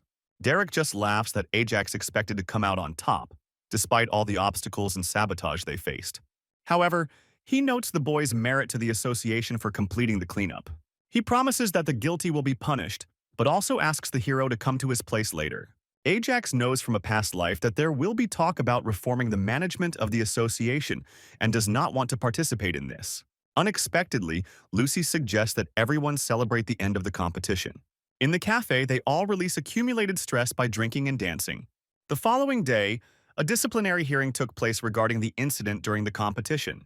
Somehow, James manages to get off with just a warning, claiming that he was unaware of his team's privileges. Raoul took a pay cut and tried to justify himself by saying he supported a strong team for the sake of the association's reputation. Although Randolph Horton received only a verbal reprimand, he hastened to write a message of apology to Ajax. Meanwhile, Lucy invited the hero to a conversation. Although she is uncomfortable discussing the topic, she still asks him to pay her for the work. The only thing that interests Ajax is that the search for finances is not connected with Derek, but Lucy convinces him that it is about her personal needs. She also doesn't hide the fact that the company's top brass kept a close eye on his cleaning team. The hero decides that it is about the mess they got into, and only thanks to the operations team they got second place. But the girl assures him in response that the opposite is true. Everyone is delighted with the work of the cleaning team. The guy doesn't believe her, but Lucy is sure that the team had a chance to take first place if not for the circumstances. It is also no secret that the hunters and the operations team began to help the cleaners, which was a shock to many. Everyone believes that the hero is the one to blame for this. Meanwhile, Ajax asks her to get to the essence of the contract and payment. Lucy reports that there will be a new team of cleaners this season, as the association has finally understood their contribution. This is all a prelude to the main work. As payment, the girl asks for the hero to lead the new team. Ajax reminds her that she has no authority to appoint him. But the girl replies that, as captain, she can recommend him. Thanks to this, the guy himself will become the captain of the cleaning team. He responds by reminding her that he has only been working there for a couple of months, and there definitely needs to be someone of Benjamin's caliber there. Lucy replies that it was precisely for the man's sake that the HR department created a new position, head of the cleaning department. Ajax are very surprised by such innovations and assume that Derek Wood had a hand in it. Although the promotion fits with Ajax's plans, he has his doubts. However, being the team captain turned out to be much more difficult than he thought. Lucy says that they did not see a better candidate for the position of director and advises the hero to look for subordinates for himself. But he is sure that there is no need for this, because candidates will soon start coming to him themselves. It tells the story of a reporter who writes a glowing article about working as a janitor. Lucy suddenly interrupts him and says that the article has already been published, which surprises the hero. But he is even more surprised by the text that Lance wrote. In his article, the man describes the job as extremely difficult, with few opportunities. However, during a critical situation, the cleaning team rallied everyone around them. He concludes that cleaners are the driving force behind the entire association. Ajax is furious, even when he reads the praise addressed to him. But when he writes a complaint about the article, Lance doesn't respond with anything other than a heart emoji. Lucy, meanwhile, is confident that the report was excellent. Internet users also agree with her and write praises to the cleaners. However, this does not affect the number of applications for the position at all. There are still 0. This is not surprising, given the high demands on the job and the disproportionate salary. Meanwhile, news of Ajax's appointment reaches James and Raoul. The director is confident that they should appoint their own proven person to the position. He asks to find someone whose abilities are equal to those of Ajax or Valerie to be put in charge. James is shocked by the change in direction of power in the association, because previously the cleaning team had no influence at all. Now, whoever takes charge of the 6th team will have a direct influence on the association. Raoul asks James to find them a person for this position. Meanwhile, Ajax is enjoying a long-awaited rest after hard work. He still finds it hard to believe that he was made leader after only a few months on the job. When Valerie asks how the search for people for the team is going, the hero replies that he is not doing this. He explains this by the lack of suitable candidates in his circle. But in reality, he simply lost motivation and decided to wait for people to gather their strength themselves. Suddenly, Randolph, who had recently apologized to Ajax in a message, enters the office. The next moment, he rushes to the guy and asks him to take charge of the 6th team. He says that Raoul, James, and many others are just waiting to put their people in this position. Many are interested in a team that will be on friendly terms with the management. That is why Randolph brought documents of people who could be suitable for the Ajax team. He even promises to allocate the necessary budget for the people the guy chooses. At first, the hero refuses, because he is too tired to decide anything. But suddenly his mood changes dramatically and he already looks interested. The thing is, he remembered that by increasing his satisfaction with the cleaning team, he would be able to unlock the skill. Meanwhile, Mitch is at home scolding his sister, who was fired from the hunters. The girl surrounded herself with garbage and has not gone outside for a long time. But suddenly she mentions Lance's article about the cleaning team's successes. Mitch doesn't know what to do when he realizes that his sister's odes to her job as a janitor inspired her to apply. She only reminds him how he persuaded her to start searching. Meanwhile, Ajax decides that the secret to attracting people to the team is simple. First of all, we need fair wages and a working environment. But even a new team will sooner or later start to lag behind, because the atmosphere is very important for quality work. This is exactly why a captain is needed, who will create the right working atmosphere. In search of such a man, Ajax contacted Hubert Rivers, a hunter who had been fired from his team. The guy says that he is currently recruiting people for a cleaning team and is offering a position to a man. He is indignant that he, a famous hunter, was invited to such an interview. He leaves the table with his head held high, leaving the hero seething with anger. All the previous interviews were the same. Arrogant hunters who want to use the cleaning team. Suddenly, Lucy calls him and thanks him for an excellent candidate for the team. It turns out that Sally Lyons has been waiting for him in her office for some time. The girl greets the hero with a confident smile. Ajax, meanwhile, is trying hard to remember who she even is. Lucy is very impressed that they managed to get such a treasure and thanks the hero. He decides to ask the girl why she decided to become a cleaner. She admits that she was stripped of her hunting license, but her skills and level are suitable for work as a cleaner. In response, he asks if she knows what the cleaning crew does. With a bored look, she replies what the cleaning crew was doing in America. But she is confident that in Korea, things are different, and the cleaning team has influence over operational planning and command. The hero understands that she took this information from the article, and Sally does not deny it. Ajax is quick to disappoint her, because the cleaning crew does the same thing as in America. Cleaning? However, he cannot help but notice the girl's excellent characteristics in her profile. She has worked as an international hunter and is an ideal fighter. But unfortunately, her skills and personal qualities are useless in the work of a cleaner. Suddenly, he remembers Benjamin's words about Mitch's sister, who had recently arrived. His guess turns out to be correct, and Sally asks him not to tell his brother about her interview. As if at the snap of his fingers, Mitch bursts into the office to stop his sister. They start arguing right in front of Ajax about whether she should take the job. In a few days, the main stage of candidate selection begins. 4 made it to the final round of the selection, 3 from the directors and 1 from Ajax. In the end, the hero had to settle on Sally's candidacy because she was the most interesting of all. The head of the HR department is the first to ask his question. He presents a scenario with a specific monster and asks for a plan of action. All 3 present slightly different scenarios. However, they are all suitable for defeating the monster. The answer from candidate Raoul also takes into account the company's resource savings. His answer is so perfect that Ajax begins to worry about Sally. She is the last to answer and admits that if she met such a monster, she would find herself in an awkward situation. She even criticizes the very beginning of the attack, which was described by the head of the HR department. For her, there is only one rule: kill monsters, and it doesn't matter with what or how. She also criticizes the system of subordination because it seems that the Korean Association is more concerned with its image than with protecting people. Ajax begins to seriously question Sally's sanity and how she came to be in the position of hunter. He understands that she will most likely fail, and the most likely candidate for the role is Hubert from Raoul. Although this does not change the fact that a man will certainly not have a positive effect on the image of the cleaning team. But suddenly the hero remembers that his task now is to eliminate all of Sally's rivals. Everyone is already thinking about ending the interview, but Ajax decides to ask about cutting up monsters into pieces. And although the HR representative doesn't understand the question, the hero reminds them that they are hiring cleaners. Since no one knows the answer, he asks about cleaning mixed liquids from surfaces. Of course, none of the candidates know the answer to this question because they are all hunters.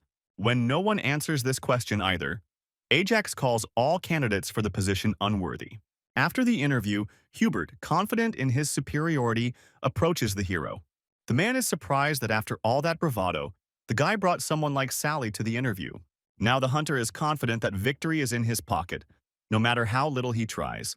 When he leaves, Ajax is surprised to find his candidate next to him. She is angry at him that he didn't even give her a hint if he was going to ask such questions. The hero replies that he didn't know that in the United States they recruit just anyone without any knowledge. He scolds her for not preparing and coming to the interview as if she had no competition.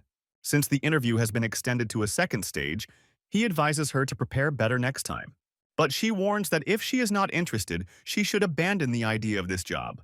Returning home, Sally is seething with rage at the guy because she has never been spoken to like that.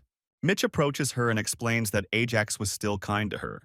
He says that the hero is very sensitive to his work and will not tolerate any condescending look.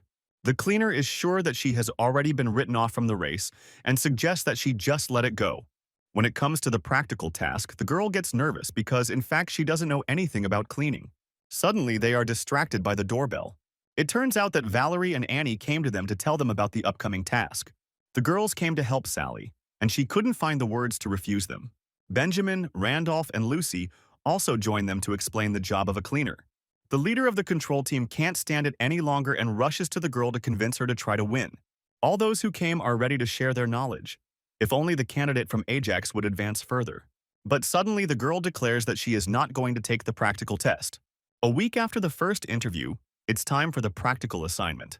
Ajax is surprised that Sally still came, even though she said she was giving up. She admits that she didn't come of her own free will and he shouldn't have even invited her. The hero is surprised to notice the dark circles under her eyes and a confident smile, as if she was catching up on the necessary knowledge. The girl nevertheless announces that she expects him to apologize for his words. Of course, the hero tells her not to count on it, but she doesn't demand that she do it right now.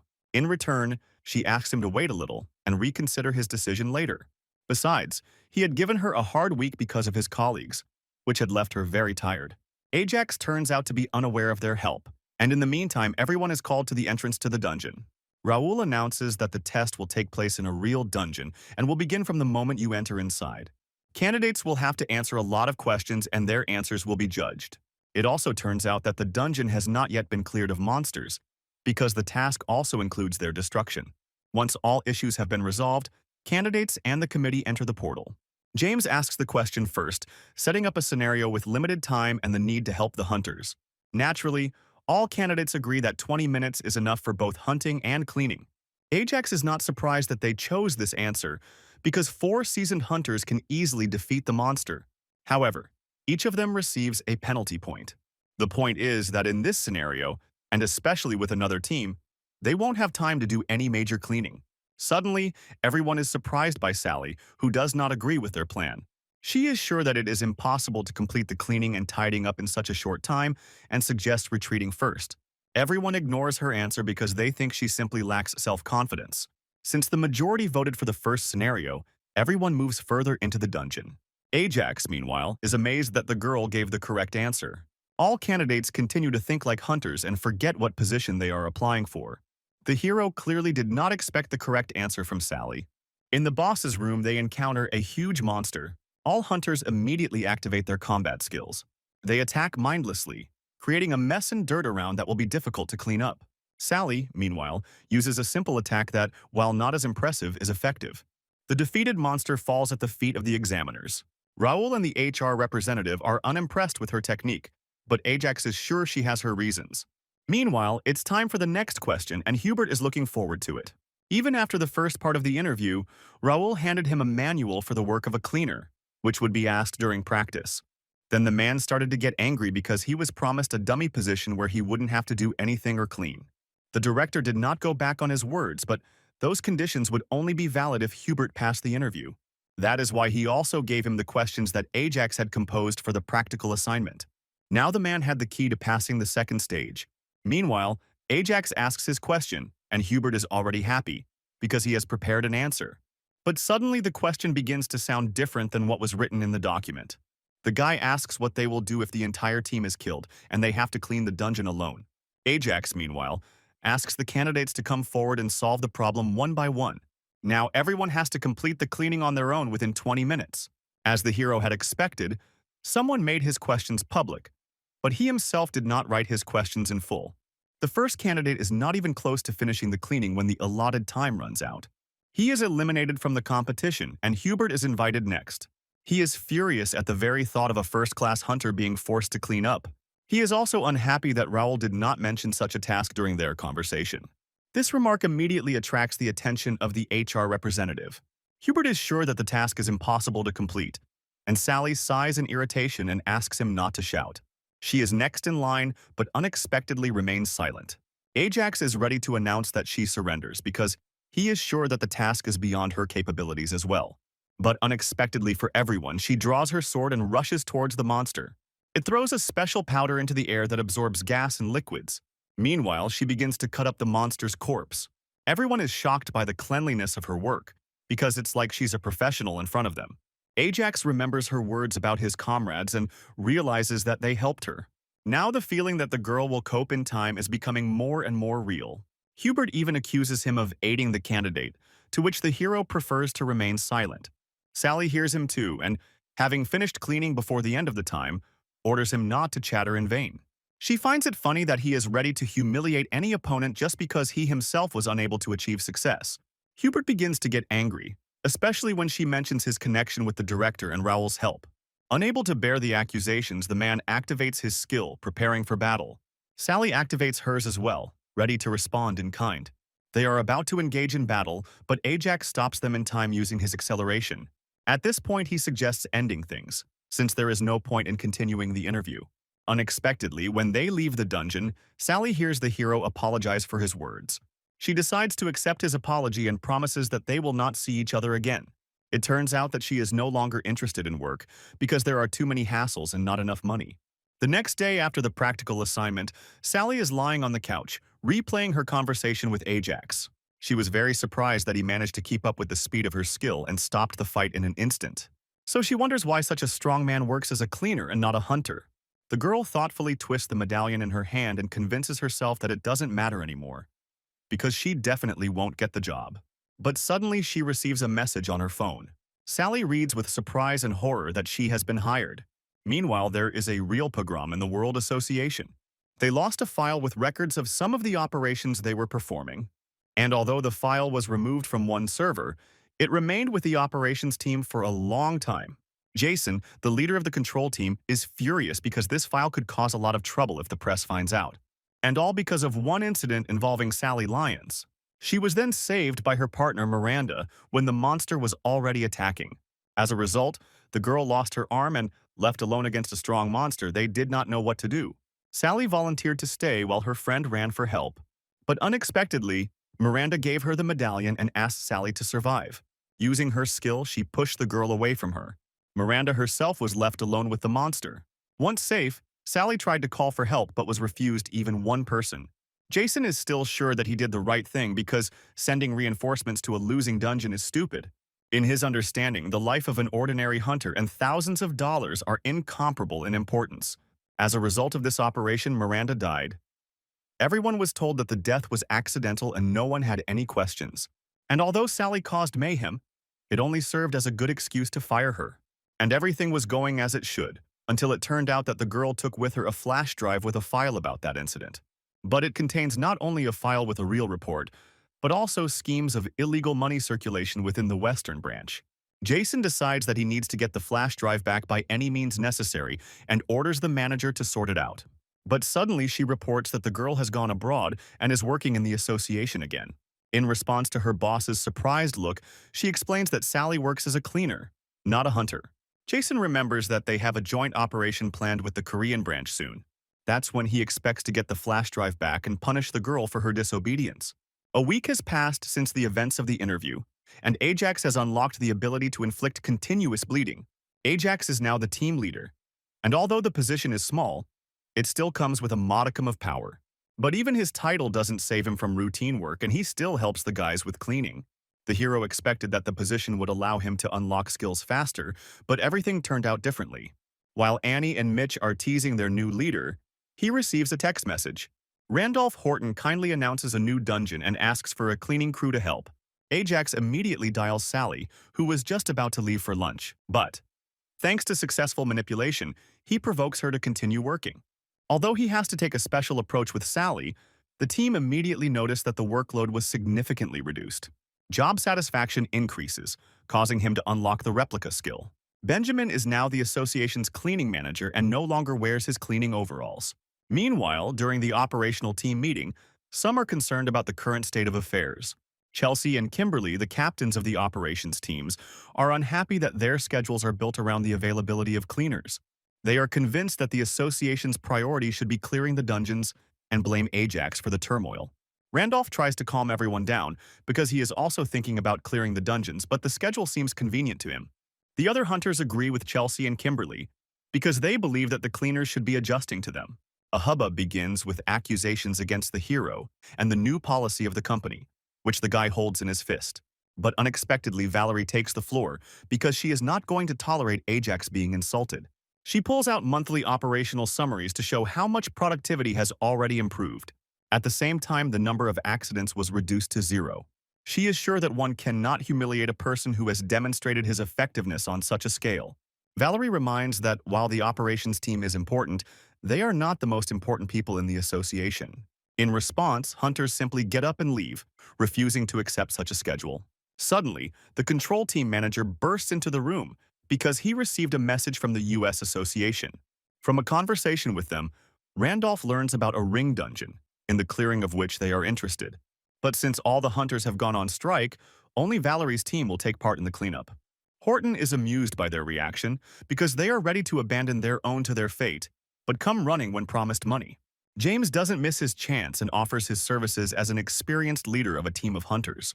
But Randolph only thanks him for the offer and puts Valerie Mosley in charge. The hunters understand that they are left with nothing, but they can't say anything. Meanwhile, Ajax comes to check on Sally's team. He is disappointed that a simple boss took up so much of their time. The hero immediately understands that the problem is that the girl does not use her skill to litter less. However, he doesn't understand why she continues to do this even after the interview. Ajax reminds that clearing dungeons always takes priority over cleaning. Sally is surprised because she believed that the guy was only defending the interests of the cleaning team. The hero replies that work is the most important thing and sends her to clear out another dungeon. But suddenly he receives a call from a foreign number. It turns out that it is Jason himself calling him. The man talks about a ring dungeon that will soon appear and offers his services. In such a dungeon, monsters are reborn again and again until the hunters figure out how to stop it. The number of respawns can be infinite, and even Ajax had to sweat to clear this one. And although they usually thank him for a helping hand, the hero knows that Jason's office is a bunch of real crooks. In his past life, when he contacted them, they stole the time gem. Naturally, the authorities were furious because the item they were hunting for was simply stolen. Last time he trusted them, but this time he sees no point in agreeing and refuses them. Jason is surprised that he was refused and offers to pay the reward directly to the guy's account. Ajax understands that they are trying to bribe him, but when it comes to $1 million, his determination dissipates. Unexpectedly, he also receives a message from Valerie, who tells him about the hunter's strike. Thus, the hero finds himself cornered by circumstances and money. He eventually agrees to participate in the International Association with them. Jason, however, warns of a limited cleaning budget. But in response, he hears Ajax's assurance that everything will be fine. Only after finishing the conversation with the man does the hero realize that it was from that branch that Sally was fired. A week later, on a rainy day, Teams Korea and USA meet at the entrance to the ring dungeon. Annie is surprised by the solemn atmosphere, unlike the previous time in a similar dungeon. Ajax explains that cooperation between different countries is a rare event, and everyone wants everything to end well.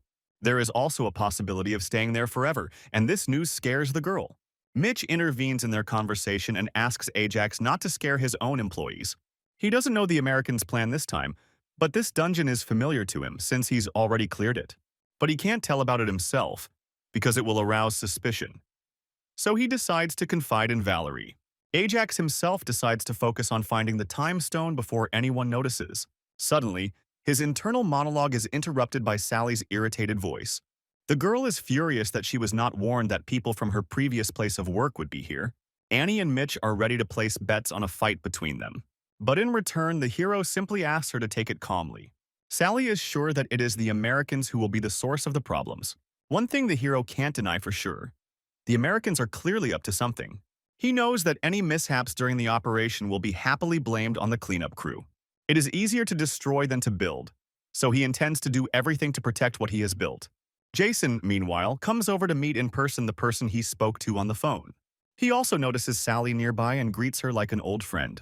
The man is unusually glad that she is here too, and hopes that she was not forced. She admits that she doesn't like it here, but she won't quit her job because of personal preferences. Jason agrees that emotions shouldn't get in the way of work, clearly referring to the Miranda incident. Suddenly his face darkens and he asks, as if casually, if she took anything from her place of work. The girl calmly replies that she didn't take anything. The man is clearly not convinced by her answer, but he still decides to back down. A few minutes later, Valerie gathers everyone in front of the portal to go over the plan of action again. Today, they have a ring dungeon with 2 zones, and bosses waiting for them, and she believes that there will be no problems. However, she asks everyone to focus on finding a solution to stop the cycle. After completing the preparation, all teams enter the dungeon. 3 hours pass very quickly from the start of the operation. Valerie successfully defeats the first boss with her sword. She immediately calls Ajax to tell him about it. The guy asks her to find the next boss. Mitch, meanwhile, is busy marking the walls. In this way, cleaners mark the corridors they have cleaned and track the cycle they go through. Annie is given the job of monitoring the status of the hunters after each cycle. This time they won't be cutting up the small bosses, but will simply burn them so as not to be late. Sally is given a tablet to use to map the dungeon while cleaning is done. The girl tries to object that this is not a job for her level, but Ajax assures her that any job must be done. The teams are lined up in such a way that the Americans cover the Koreans, and the cleaners bring up the rear. And although the clearing of the dungeon at first glance goes smoothly, Ajax is very worried about Jason. The man is always looking at the hero, which means his priority is not the time stone, but something else. On the other hand, Ajax doesn't care, because Jason has no chance of getting the stone anyway. Soon, having checked all the other passages and rooms, Valerie's team comes to the last closed door. She realizes that there is a boss's room ahead and asks everyone to be on guard. But when they enter inside, they see only columns in front of them and no monster nearby. Also, attempts to contact the others do not produce results, since the radio does not work. Suddenly, out of nowhere, spears fly at them from the sky. The hunters barely have time to dodge them, and the arrows plow the ground around them. The monster lands right there, killing one of the hunters with its spear. Valerie's entire team is shocked by this situation and the death of their comrade. The monster, meanwhile, straightens up to its full height and looks at them with a predatory gaze. At this time, only the roar of the ongoing battle can be heard in the corridor. Jason is annoyed that the cleaners are keeping up with them and decides it's time to take over from Valerie. But the man is left with a strange feeling, the cause of which is the cleaning team. He increasingly feels that his every action is being closely watched. Jason decides he needs a plan to delay them, while Ajax tries unsuccessfully to contact Valerie. Suddenly, a loud bang is heard from the other side of the door. The radio comes to life, and Valerie announces in a strange, dejected voice that the cleanup is over. Inside, there is complete chaos. The hunters are beside themselves with fear, and several of them are lying without signs of life. Both Ajax and Jason are shocked by this incident. Valerie runs up to the hero and cries, trying to explain through her tears how the tragedy happened. The guy realizes that he was wrong and overestimated the strength of the hunting team and was too distracted by the US team and the stone. The system reports that the clearing conditions were not met and the dungeon cycle will be refreshed. Thus, the cleanup team lost 2 hunters.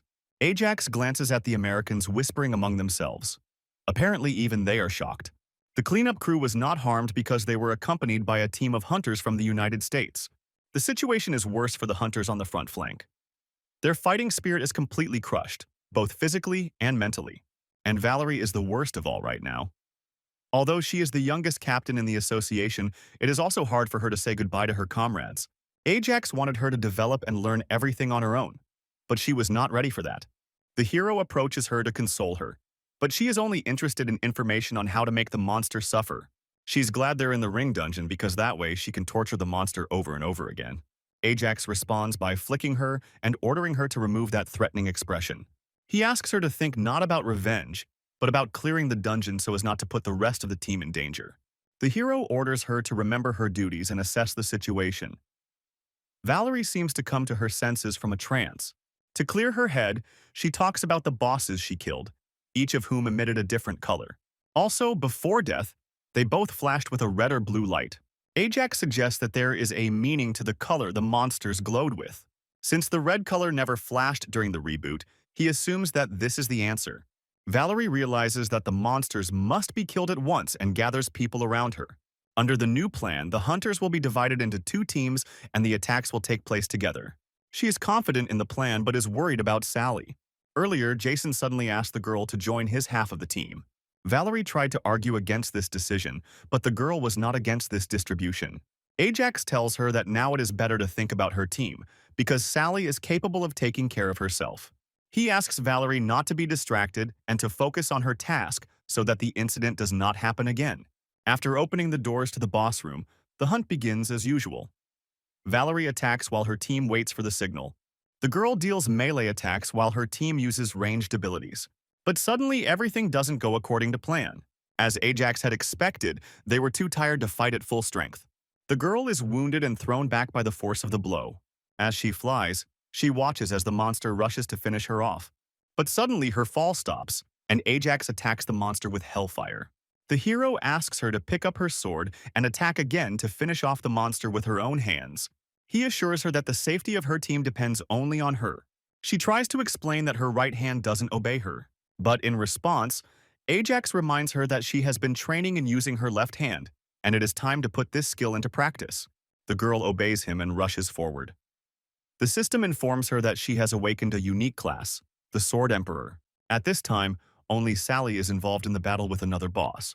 It is difficult to defeat such a monster alone, but they only keep a protective barrier in front of themselves, claiming that they are exhausted.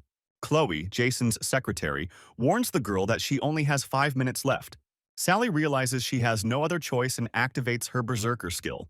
It seems that this is exactly what the man was waiting for all this time. Ajax realizes that Valerie has only one chance left to score a successful strike, as she is tired. He assures her that he will cover her and asks her to attack decisively and accurately in order to finish off the monster with one blow. The next moment, she takes off and flies into the attack. But the monster is no slouch either.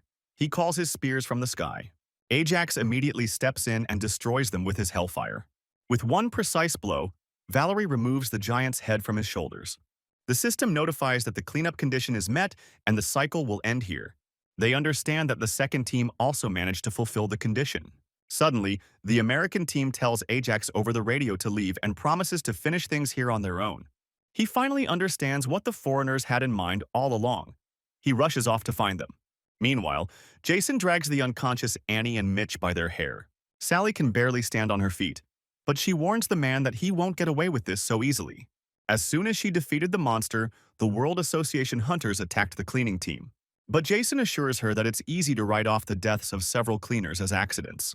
He grabs the girl by the throat and once again demands to tell him where she put the file with the reports from his office. The girl repeats once again that she has no idea what he is talking about, and the man is ready to send her to her deceased friend. But suddenly the knife is knocked out of his hand by Ajax, who used acceleration to get here faster. The guy is surprised that personal relationships can provoke an attack on an ally during battle. He grabs Sally and suggests that everyone leave the dungeon to discuss everything outside. But in response, combat spells are cast on him. Jason announces that there will be one more death today and orders them to be shot. Immediately, the fire of numerous explosions paints the walls of the dungeon. But it turns out that Ajax is not dead and is very upset that they decided to ruin his operation. He has already assessed the American team, which has no strong hunters, and all attacks are long range. Meanwhile, Chloe approaches the cleaners and gets them up, assuring Sally that she has already called for backup. The girl is only more confused by her behavior because now it is not at all clear whose side she is on. Meanwhile, Ajax approaches the army of foreigners and advises them to no longer recruit only magicians into their team, because any melee fighter, including Berserker, can easily defeat them. Jason laughs because Sally will have to wait a few more hours to use her skill. Ajax replies that he knows this and plans to delay them until then with his own forces. Suddenly, he activates the replica skill to copy Sally's Berserker skill for 1 minute. Jason orders his team not to be provoked because they are still dealing with just a janitor. But he himself is scared to death because he has never heard of a cleaner with such skills. Meanwhile, Ajax copies the monster's ability to change the size and number of objects with replica. He takes a mop as a basis and turns it into his weapon. The hero points the mops at the Americans, who are so confused that they don't know what to do. Even under attack, Jason orders everyone to hold formation. But suddenly one of the hunters is hit on the head by Ajax with his own hands. The others retreat from him, but do not dare to run away. Ajax is not reassured by this and combines several skills to beat everyone who came against him. Jason can only watch helplessly as his men are beaten until it's his turn. With one punch to the jaw, Ajax pins him to the ground. Sally is shocked not only by the existence of the replica skill, but also by the fact that a simple janitor possesses it. Now she understands that the reason for his image is his leadership qualities and strong skills, and not his connections. She can't shake the thought that if he had been with her in the American branch, Miranda might have survived. Jason, meanwhile, begs Ajax not to hit him anymore and threatens him with the U.S. Association. In response, the hero assures him that his death can easily be attributed to an accident in the dungeon. But suddenly Sally stops him because an attack on a foreigner could have much more serious consequences. In response, Ajax drops the mop and simply breaks the man's legs with kicks. Apparently, he doesn't care about status or background when he needs to make an example of the consequences of conflict with himself. After this, there is only one unfinished business left in the hero's plans. He approaches Chloe and asks her to give him what she took, the time stone. He is also interested in hearing about the file that Jason asked about. When Chloe asks her boss if she should comply with the guy's request, he nods. A moment later, the stone is in Ajax's hands. After this, the hero suggests that everyone pretend that nothing happened here. Once everyone leaves the dungeon, Sally tells him about the file Jason kept talking about. It turns out that the flash drive with him was in the amulet that Miranda gave her all this time. She admits that she wanted to go public and contacted reporters, but nothing came of it. It turned out that the file was too dangerous to get your hands dirty by publishing the information inside. Sally laughs that Jason came all this way for nothing. Ajax promises to take care of the file. He tells about a reporter he knows who is ready to take on any story. He also finds it hard to forgive the Americans.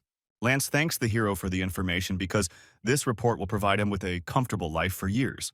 After the article was published, an investigation began against Jason's team. As a result, he was charged with corruption and concealment of income. And he was also given a prison sentence for creating a dangerous situation in the workplace. In addition, 19 people had their hunting licenses taken away because they were also accused in the case. Ajax feels the weight on their soul has been lightened a little after they got their revenge on the USA team. Meanwhile, he himself visits Valerie in the hospital after the operation on her hand. He tells her about the results of the trial and how his actions were called self-defense. There were rumors of excessive self-defense when he broke Jason's legs, but someone in charge took care of them. Ajax asks the girl not to work in such a state and gives her a document. The girl begins to worry that there is a resignation letter there, but the hero persuades her to simply open the envelope. Inside, she finds a health insurance claim. Ajax assures her that he has already taken care of all the paperwork and simply asks her to get well soon. In response, the girl thanks him for his help and understanding. She still blames herself for the incident in the dungeon because she wasn't strong enough. Ajax asks her not to blame herself because everyone knows that she tried her best and still became stronger. After the hospital, Ajax meets with Lucy Wood, who talks about the team's growing popularity. The hero, of course, finds it strange that the cleaners have become heroes of society, but he certainly doesn't mind when his skills are unlocked one by one. He also wonders how his request regarding the dead was fulfilled. Lucy says the families were compensated and the funeral was held with full honors. She was surprised when the guy became interested in this topic, but even more so when he spoke out against the International Association. Although the girl is delighted, she earnestly asks the guy to be more careful in the future. Afterwards, he meets with Derek, her father, who expects pressure from the association on their branch. Some of the directors are already making arrangements to strangle Ajax themselves before any claims are made. However, the man managed to calm them down for the moment, for which the hero is grateful to him. It turns out that the board of directors had already started discussing this topic a long time ago, and they were most likely already influenced by the International Association. They find themselves in a precarious position where their fate depends on an agreement between Korea and the United States. Ajax rudely interfered with this balance, which greatly angered both sides. Derek also found himself in the same boat as the guy, as he sided with him, which angered the other directors. And although everyone looks at him as a traitor, he still hopes for a successful outcome. The association also planned an audit for the next quarter of the year in connection with new data. In his past life, Ajax was the one doing the audit, and in this life, he finds himself on the other side, which makes him nervous. Derek says he's been focused on expanding his influence, but now the two of them have to figure out how to survive. That is why he is forced to ask the hero for help. The man is even ready to offer the director's position to the guy, but Ajax says that he is happy with his place. Derek reminds him of his powerful enemies and how hard it will be for him to face them alone.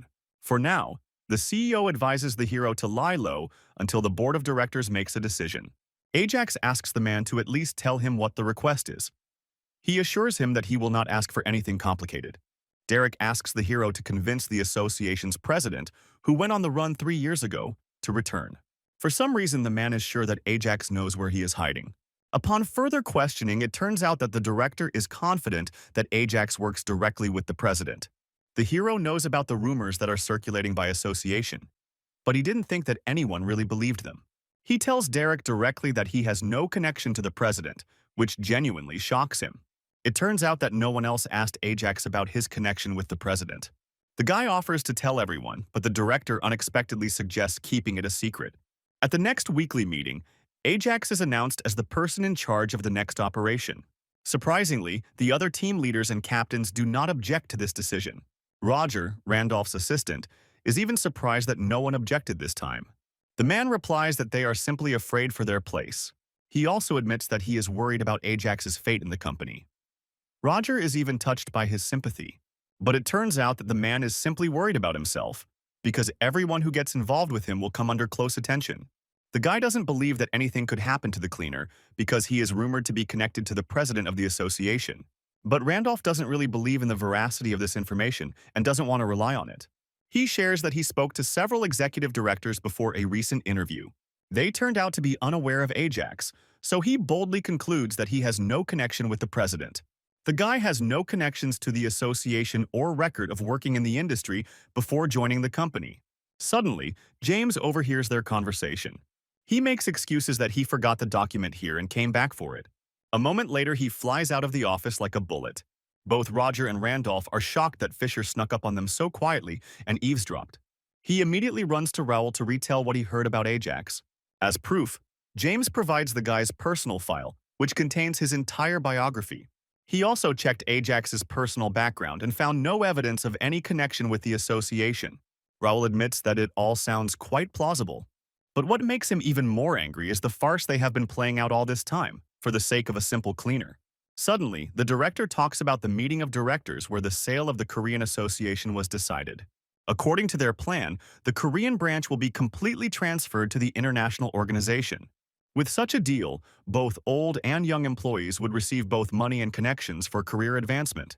But the catch is that the president left all his powers to Derek Wood, and he certainly won't agree to the sale. That is why the board of directors decided everything behind the executive director's back. And everything was going well until Ajax interfered with their plans, and now everything went down the drain. Logically, the board is furious, and the order of the day is to deal with Ajax before they are all thrown out on the street.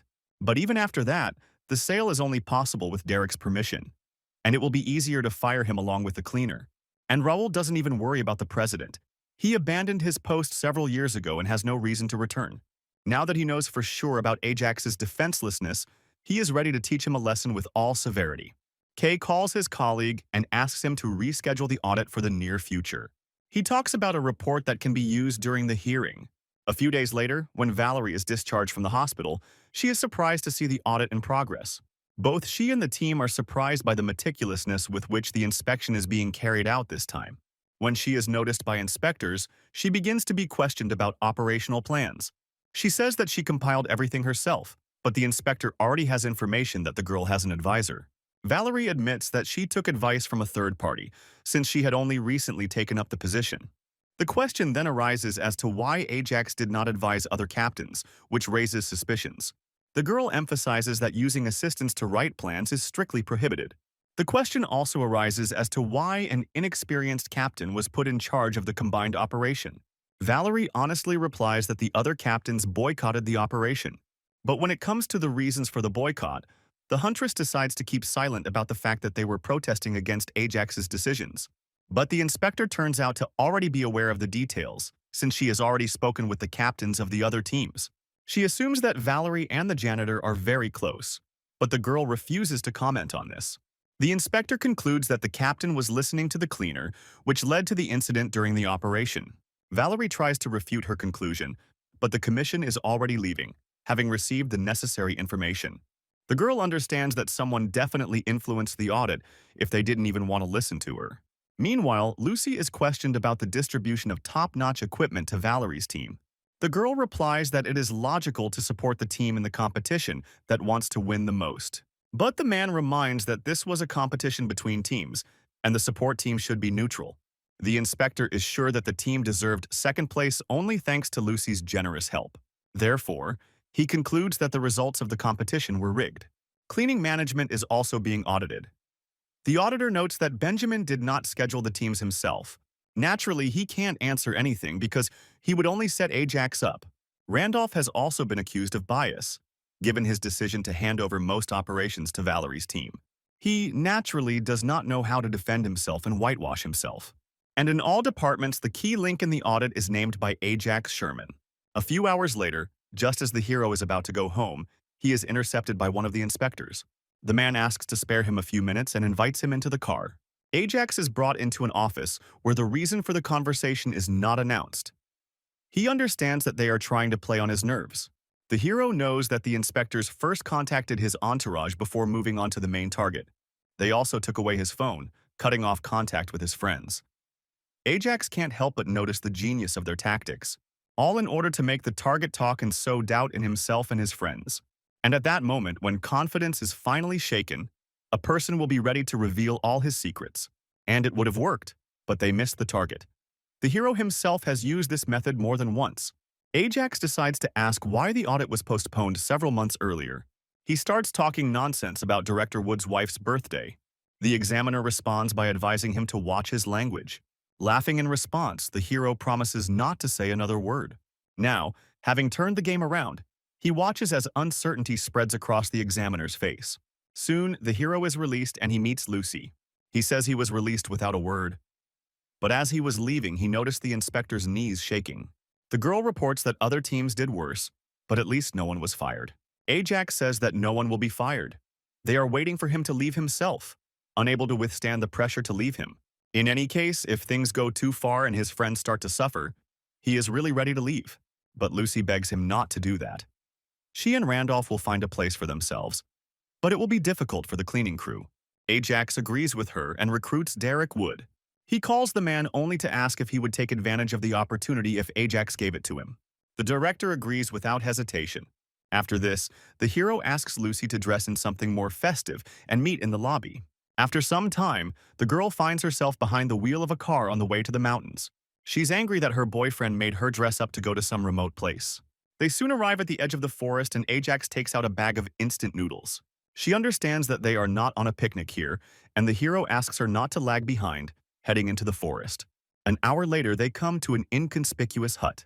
The guy boldly approaches the door and knocks on it while Lucy catches her breath. Suddenly, the door opens and a strange old man, holding a sword to Ajax's throat, asks who they are. The hero introduces himself and apologizes for coming without an invitation, and the girl takes a closer look and recognizes the old man as the president.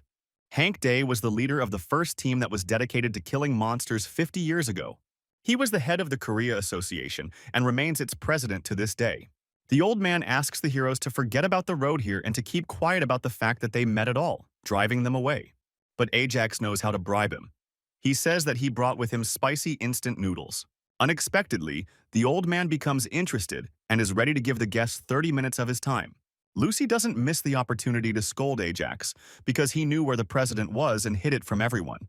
Meanwhile, Hank finishes cooking the noodles and asks them to help themselves.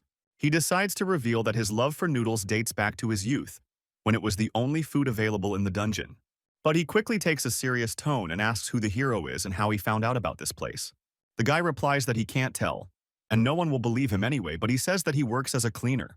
This information makes the president laugh, because it was not some seasoned person who found him, but a cleaner. Lucy Wood also introduces herself, although she is afraid to look the man in the eye.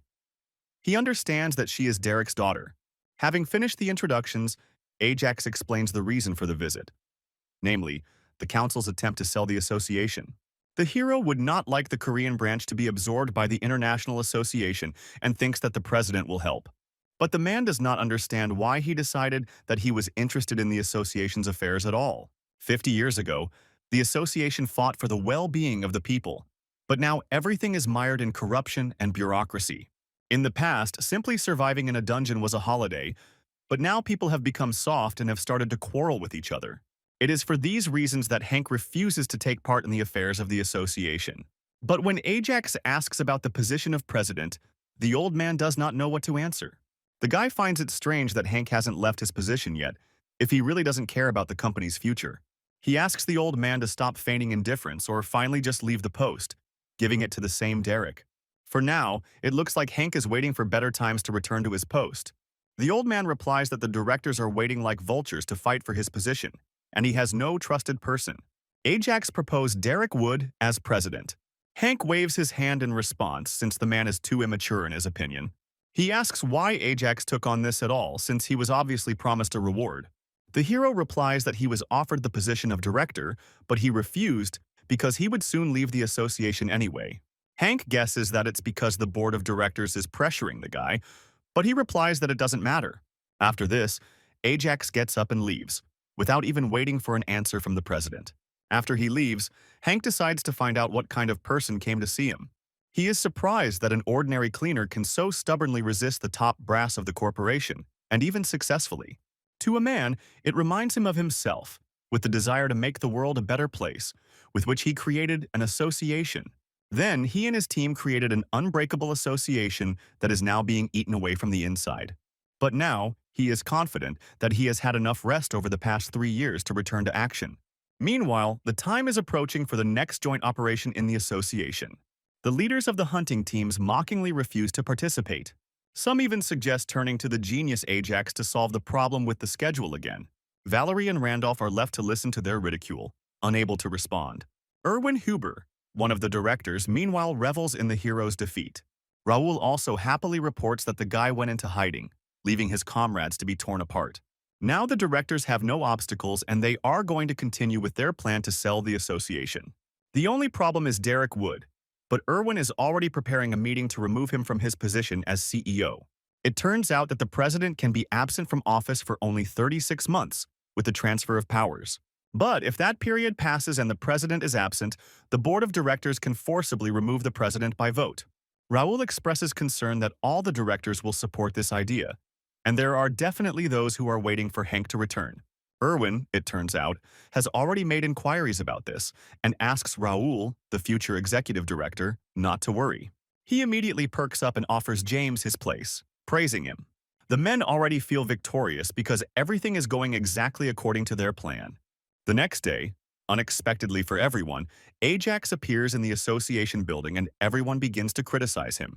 Hunters he knows turn away from him so as not to bring trouble upon themselves. Although he expected something like this, being ignored by good friends hits his self-confidence. Valerie greets him with an exhausted look and huge bruises under her eyes. The audit team was looking for clues in the documents again in the morning and had already left, leaving behind a mess. The hero is worried that she is angry with him, but the girl assures him that she does not hold a grudge against him. And although others think differently, she is sure that he did nothing wrong. She is angry that everyone who was so happy about Ajax's help turned their backs on him just as easily. In response, he reminds her that things are not so sweet as they are, and advises her not to fill her head with worries about him. Instead, he recommends that she read the document he brought. It turns out to be a list of difficult dungeons that will appear soon, and a plan for clearing them. But Ajax presents this as a parting gift. Since he has a premonition that the power in the association will soon change, he has nothing to do here. Suddenly, their conversation is interrupted by Lucy bursting into the office. She ran as fast as she could to report the meeting of directors, at which the decision was being made to remove the president from office. They realized that the directors have set everything up in order to put Erwin in charge and carry out the plan. Meanwhile, chairman of the board of directors Russell Monty announces the results of the vote for the association's president. Derek sees that the directors have clearly united against him, either through bribery or on their own initiative. Raoul comes up to him and thanks him for his honest service over these years. He offers him to continue working in the association, but as a cleaner. Russell is already announcing the results, but suddenly Derek asks what will happen if the president still wants to work. The chairman replies that in that case, it is impossible to remove him from his post, but he thinks that it is too late for that. Directors laugh at the CEO's attempt to seize the last seconds of his tenure, but unexpectedly for them, Hank Day himself enters the hall. The directors are shocked to see the president in front of them after so many years. In a menacing voice, the president announces that he has come because of what one cleaner said about the crisis in the association. First of all, he says hello to Derek. The man is furious that Ajax hid his relationship with the president even from him. The old man, meanwhile, begins to scold the directors whom he himself raised and who now want to throw him out. They immediately jump up from their seats and start apologizing to him, because they were only following the rules. But Hank reminds us that the rules stipulate that a person must be notified before being fired, that everything has conveniently been forgotten. The directors are outraged because they could not find a connection with the president, much less find him. They are shocked when the president talks about some janitor who had no problem with it. Irwin glares angrily at Raoul, who informed him about the lack of communication between Ajax and the president.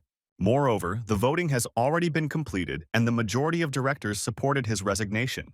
But suddenly those who were recently on his side begin to regret that they ever listened to him. They begin to side with the president, citing ignorance of the details of the case as the reason for their decision. Together they suggest that Derek and the president pretend that there was no vote. Russell announces the final decision. The proposal for the president's resignation is considered unsatisfied. Now Hank asks for everyone's attention because he has something to say. From now on, those who are unable to take responsibility for their words and actions do not need associations. Therefore, the president creates a planning department and intends to carry out a global restructuring. The chapter still features Derek, whom Hank doesn't even give a chance to refuse. The man readily gets up from his seat and promises that he will continue to reform the company's management. At the same time, a cafeteria worker tells the cleaners about a new law that says they can't eat there. Insulted, they decide to leave, but suddenly James calls them to his table. As they sit down to dinner, the man explains that the reason for the ban is the smell that haunts the cleaners. He also speaks with unusual joy about the reduction in operations that are allocated to Valerie's team, and also about the fact that cleaners are facing global layoffs. The team is shocked by his impudence and demands an apology.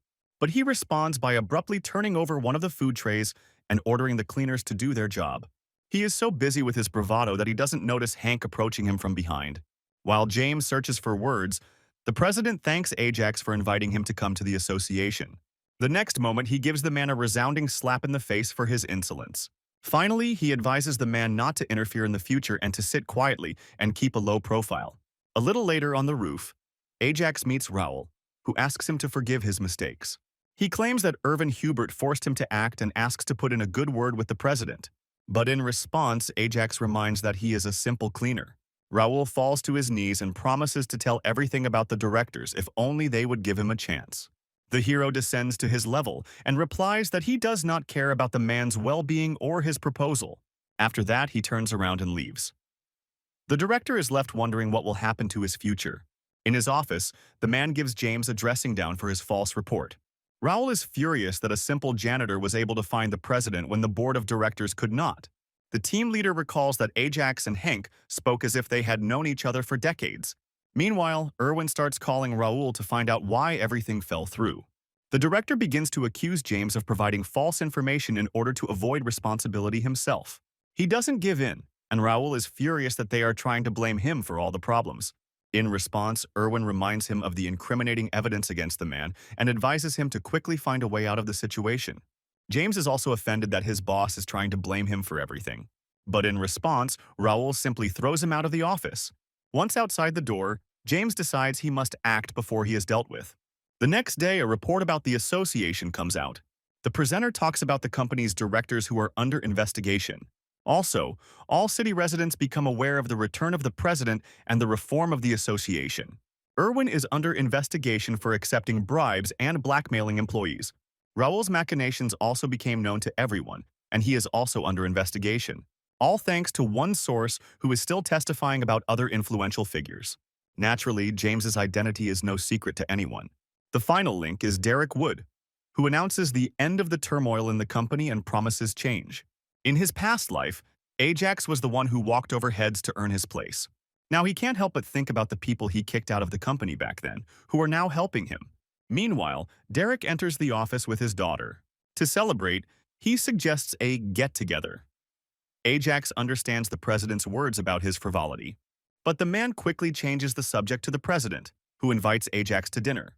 In his past life, the hero dined with the old man almost every day of the year.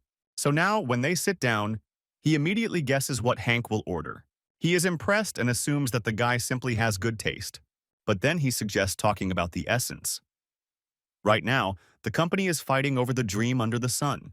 The main actors in the coup are now under investigation, and the rest are ready to walk over their heads.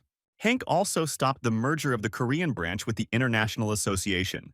The US didn't even say anything about it, as if they didn't think it was important from the start. But now the president is faced with a choice: how to proceed. Ajax admits that he is shocked that they ask him about such a thing. Hank reminds that everything went according to the hero's plan. The guy suggests doing nothing to avoid conflict and maintain good relations with the hunters. The president decides that in this case he will systematically continue with his plans, protecting his employees. But now that the big question has been decided, the old man suggests discussing personal matters. Ajax is entitled to a reward for saving the association, but he only asks for a pay raise for the cleaners. In addition to this, Hank offers him the position of director, as he sees him as suitable for the role. But the hero refuses and, moreover, takes out a letter of resignation. Derek immediately steps in and offers to solve whatever problem is causing Ajax to quit. But the guy only replies that now he wants to work on his own goal. Now the Korean Association is in direct opposition to the international one, and the transfer for Ajax is impossible.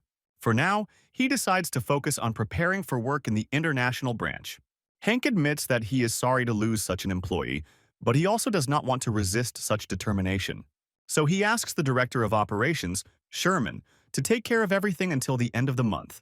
The hero wanted to quit that same day, but the old man reminds him of the work standards that require him to work off his job. Meanwhile, in Paris, a meeting of the PB Corporation, which is related to the association, is taking place. Captain Mark is very upset that they failed to obtain the Time Stone and absorb the Korean branch. Captain Kane supports him and asks Jason how everything could go down the drain because of one guy.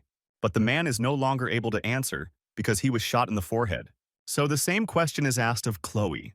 The girl replies that one of the people noticed that she took the stone, and she was afraid to act rashly. She names Ajax Sherman, a janitor in the Korean unit, as that smart guy.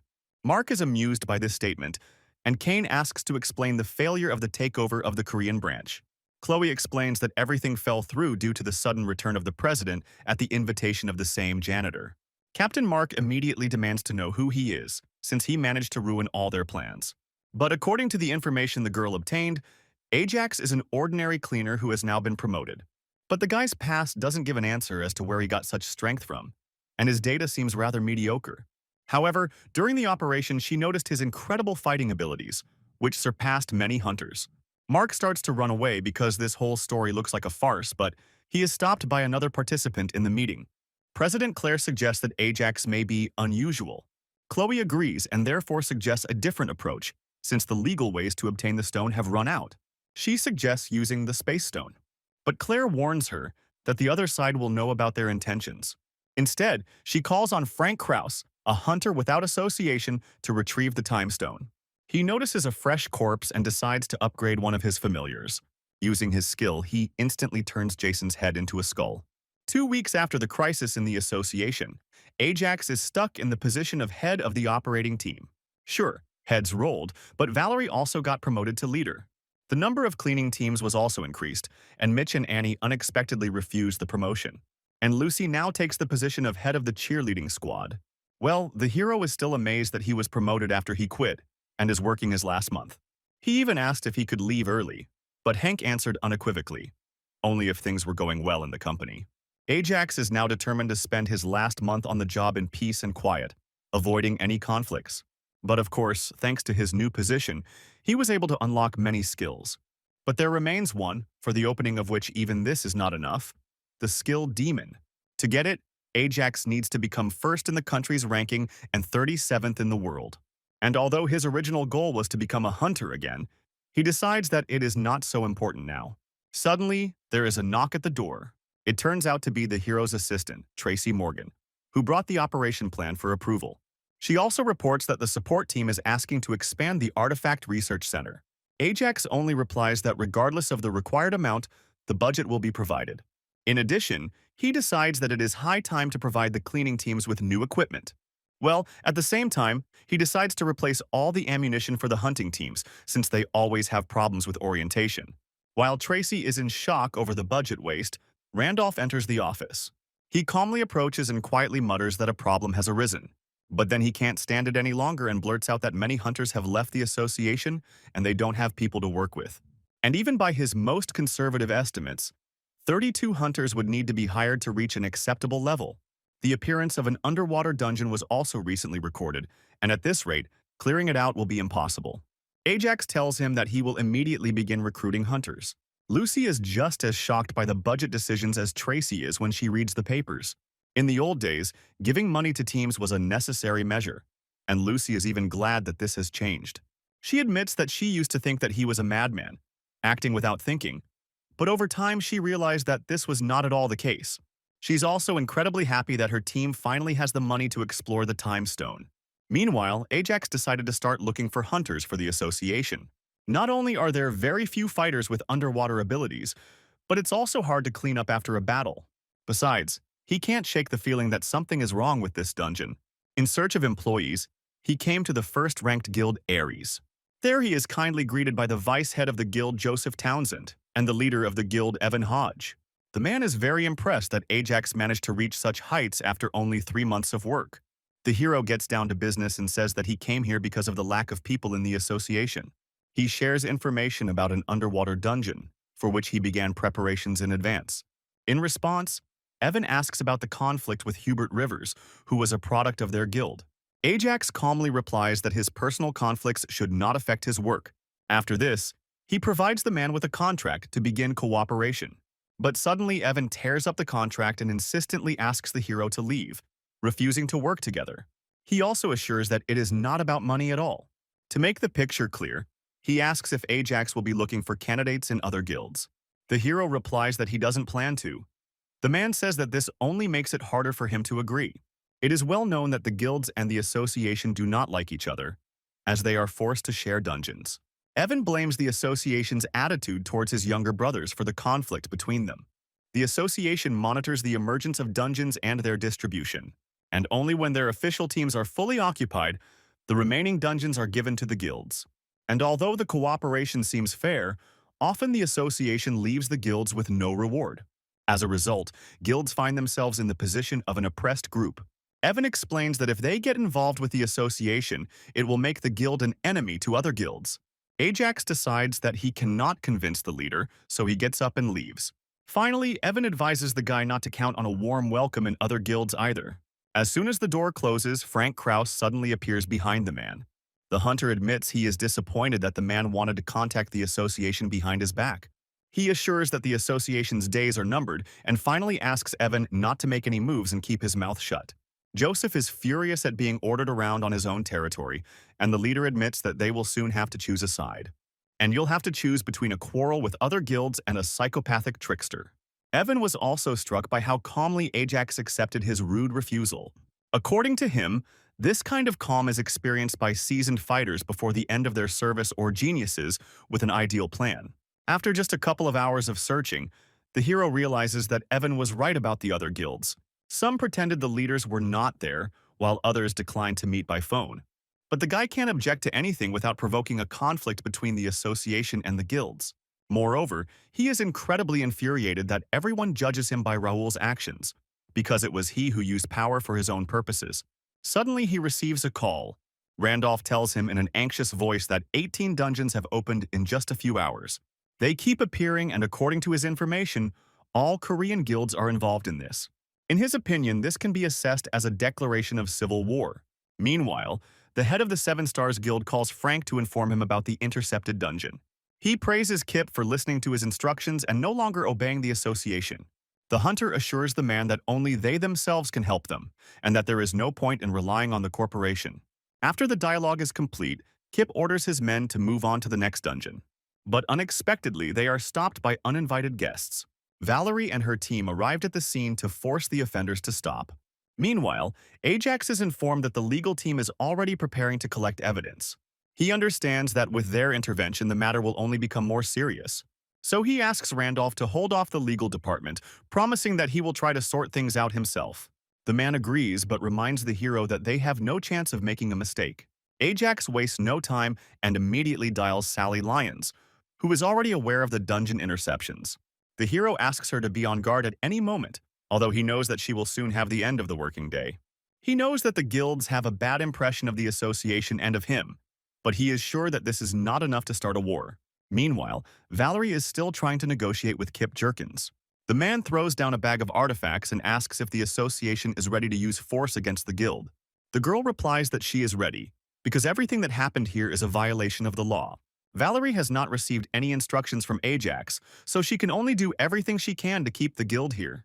She asks why the guilds did not report their dissatisfaction earlier.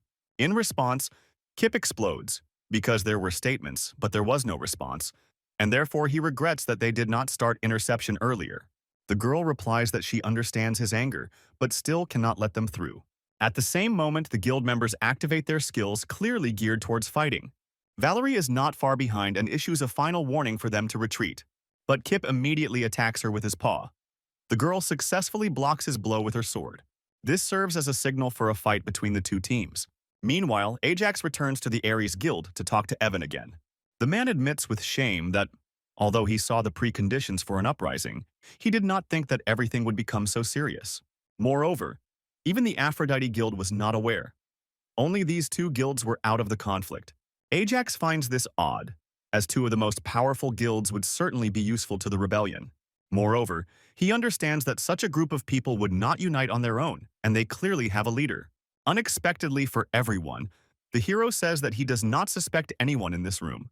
He also believes that the person responsible is most likely not a member of any of the guilds, and although the association would be happy to punish the guilds, Ajax does not agree with this position. Instead, he plans to start negotiations with them. The dungeons need to be cleared out and he doesn't really care who it is, so he'll prefer a peaceful settlement. Suddenly, the secretary enters the office to inform everyone about the skirmish between the guild and the association team. Ajax immediately jumps up and runs to the scene to separate the participants. Evan admires his dedication to his work and decides that he already knows whose side he will take. In just a few moments, the hero arrives at the scene of the skirmish. Using his skill, he separates the fighters with a powerful kick to the ground. He orders the others to stop immediately and they listen to him. He introduces himself and asks them to voice their complaints to him personally. Ajax immediately realizes that Valerie was most likely stalling for time until he arrived. Meanwhile, Kip approaches them and asks what the director himself was doing in such a place. The man is obviously furious, but the hero asks him to behave reasonably and talk without getting into a conflict. Suddenly, he falls to the ground and screams for Ajax to kill him. The boy only laughs at such childish behavior. Valerie's radio comes to life and she is informed of an incident with a guild that has taken over one of the dungeons. They give her the details and Kip, having overheard, realizes that his wife is now in that dungeon. Ajax immediately picks up the radio and orders all operational teams to head to the scene. At this time, in the northern part of the city, monsters had already begun to break out of the dungeon. Luckily, many have already arrived at the scene, including Sally, who is holding the monster back. Ajax is told that the association was developing a plan to clear the dungeon, but then it was intercepted by the guild. The control team confirmed that the hunters entered an hour ago, but there was no sign of them. At this time, Kip is trying his best to get into the dungeon to save his wife. Persuasion does not work on the man, so Ajax slaps him to bring him to his senses. He explains to Jerkins that his self-sacrifice will only increase the death toll. But despite the danger, he is not going to stay away. The hero decides that he will go inside the dungeon himself to finish the cleanup. Randolph tries to convince him otherwise, as there is no point in interfering now. The association will definitely suffer personnel and financial losses, and the dungeon will not even compensate for the losses. But in response, Ajax simply ignores him and, taking Valerie's team with him, heads inside. Chloe watches all this from headquarters. She is surprised that the guild even went into this dungeon and realizes that someone tricked them into going there. The girl decides to call Frank and he confirms her suspicions. According to him, there is no better trigger than death at the beginning of an armed conflict. The guy is surprised by the news that director Sherman himself decided to go underground. And while he can understand concerns about image, he laughs at the thought of a former janitor saving the day. Chloe reminds him that they are not talking about a normal person and promises to use the stone if the plan fails. Meanwhile, Ajax is already busy clearing the dungeon. Soon they reach the boss's room. He is informed by radio that a dragon is waiting for them ahead. Gathering their courage, the team moves forward together. Inside, they are met with almost complete darkness and they have to peer. Valerie also notices the guild's sword, which is covered in some kind of slime. She is engrossed in the story and does not notice how the monster's paw appears behind her. Ajax reacts with lightning speed, attacking him with a stream of flame. The creature retreats and the hero realizes that the boss is not a dragon, but a huge spider. There are also cocoons with guild members hanging from the ceiling. They are unconscious, but still alive. The hero announces that they came here to save people and therefore suggests postponing the cleanup until later. The next moment, using her skill, Valerie cuts the cocoons from the ceiling. Ajax uses his acceleration to catch them before they crash to the ground. But suddenly, another spider appears from the darkness and approaches the hero, and he had already begun to wonder how a lone monster could defeat the team. A second later, he is pinned to the ground by a spider's spit. Enraged, he activates the skill Uriel. Thanks to it, he gets something like wings, which also illuminate the entire cave. He asks Valerie to take the victims to the exit while he deals with the monsters himself. The girl responds by reminding him that he said that this would only be a rescue operation. In response, he shouts that he has changed the plan and orders them to obey. Valerie realizes that she doesn't want to argue with him, so she orders the team to take the guild members. With the area cleared, Ajax can finally begin the cleanup. With one blow, he knocks the wind out of one of the spiders. He falls to the ground with a crash. But while he was distracted, the second spider decided to attack the fleeing ones. The hero is about to use Hellfire when the seemingly defeated spider stops him with a web. It turns out that it was not the spider itself, but the babies that were in its belly. At this time, the second spider is already attacking the hunters with its slime. Using all his strength, Ajax lifts his hand, and with it the spiderlings. Those falling under the action of his wings disintegrate into small pieces. The hero himself is finally free to use the barrier. He makes it just in time to prevent the attack from reaching his comrades. The people successfully escape, and the spider, sensing danger, tries to hide in the shadows. The next second, one attack from the guy cuts the monster exactly in half. But even after death, the spider manages to irritate Ajax when its insides plop down on the guy's head. Meanwhile, the operations team successfully leaves the dungeon, carrying out the victims on their backs. Soon, the hero also joins them. First of all, he asks for something to wipe himself with, and then he gives orders for medical assistance. He also asks Sally to hurry up with cleaning the dungeon. She almost snaps at him until Ajax turns his attention to Jerkinson. The man suspects that now they will demand payment from him for the rescue, because no one would help for free. His behavior deserves many disapproving glances. And although he understands that he is behaving lowly, the amount will most likely be simply astronomical for his guild. But suddenly, his scream is interrupted by a slap on the back of the head from Evan. The guild council representative apologizes to the hero. He reminds everyone that Ajax went underground on his own to save people. Hodge admits he is impressed by his actions and determination, that he chose people over the interests of the association. He is confident that their cooperation will bring a lot of good to people. At the same moment, the rest of the hunters run up to Ajax, who were also touched by his actions. They ask him to stay in his position as director forever. Evan, meanwhile, asks the guilds to understand because what they did was a reaction to the association's decisions. But Ajax glares at him in response and asks him not to make a fool of himself. Even considering everything the association had put the guild through, he saw no reason to break the law so flagrantly. Moreover, after such destruction, one cannot simply apologize and justify everything with an old grudge. The hero is sure that no difficulties give people the right to do whatever they want. Ajax should not be affected by this incident and its causes, because he is just waiting for the end of the work. However, this situation may affect the future, and therefore it is impossible to leave everything to chance. The hero knows that if the guilds are charged for all the destruction, they will go into hiding. That's why he couldn't think of anything better than working it off. All those who took part in the uprising will pay for the destruction with their labor under the guise of the association. The contract involves clearing dungeons for free, and Kip is outraged that they are trying to make a slave out of him. But Ajax continues, because one of the points of the contract is that the association guarantees to allocate dungeons to guilds. They, in turn, will pay only 5% of the profit from the association's dungeon. Since the association simply cannot clear all the dungeons, it would be wiser to cooperate with guilds. Evan is shocked that this type of contract is possible with an organization that has been oppressing them all along. The man understands that he is not dealing with a simple boss, and therefore asks him for a few words. Once they are a good distance away, Hodge admits that he knows who is behind the incident. When Evan says the name Frank Kraus, Ajax begins to remember who he is talking about. In his past life, that guy was ranked second among Korean hunters. They called him the cleaner because he took on even the dirtiest jobs. Although he originally had a magic class, he performed a forbidden ritual and sacrificed 13 people. After that, he discovered the dark magician class, which was previously unknown. As a result, Frank was expelled from the ranks of the hunters, and Ajax knows nothing about his future. Evan says that he spoke with the guild representatives and it was Kraus who told them all about the dungeons. The man suspects that for some reason the conflict between the guilds and the hunters benefits him. And although the guy usually hides his whereabouts, Hodge knows where he most often appears. In the evening, all the news reports on the successful rescue operation led by Sherman.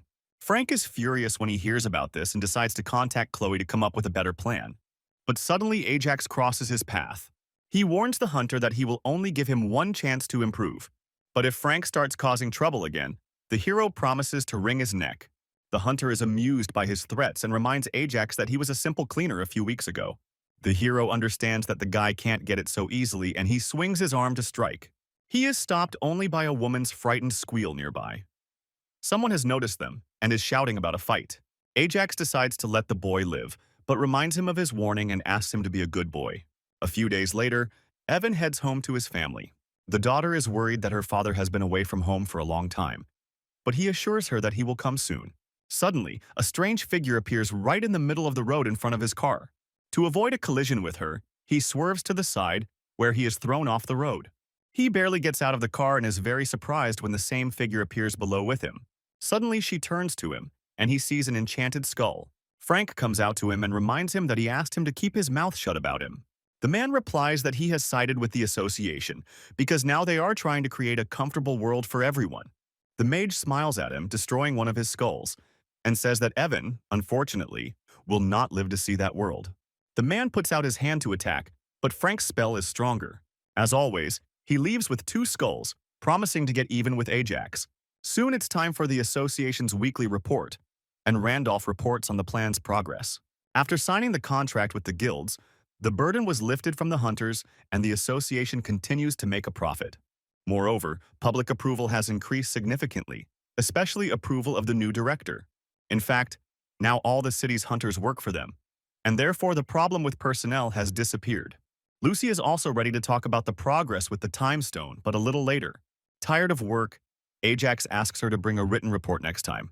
Also on the agenda is planning the clearing of the underwater dungeon that will appear soon.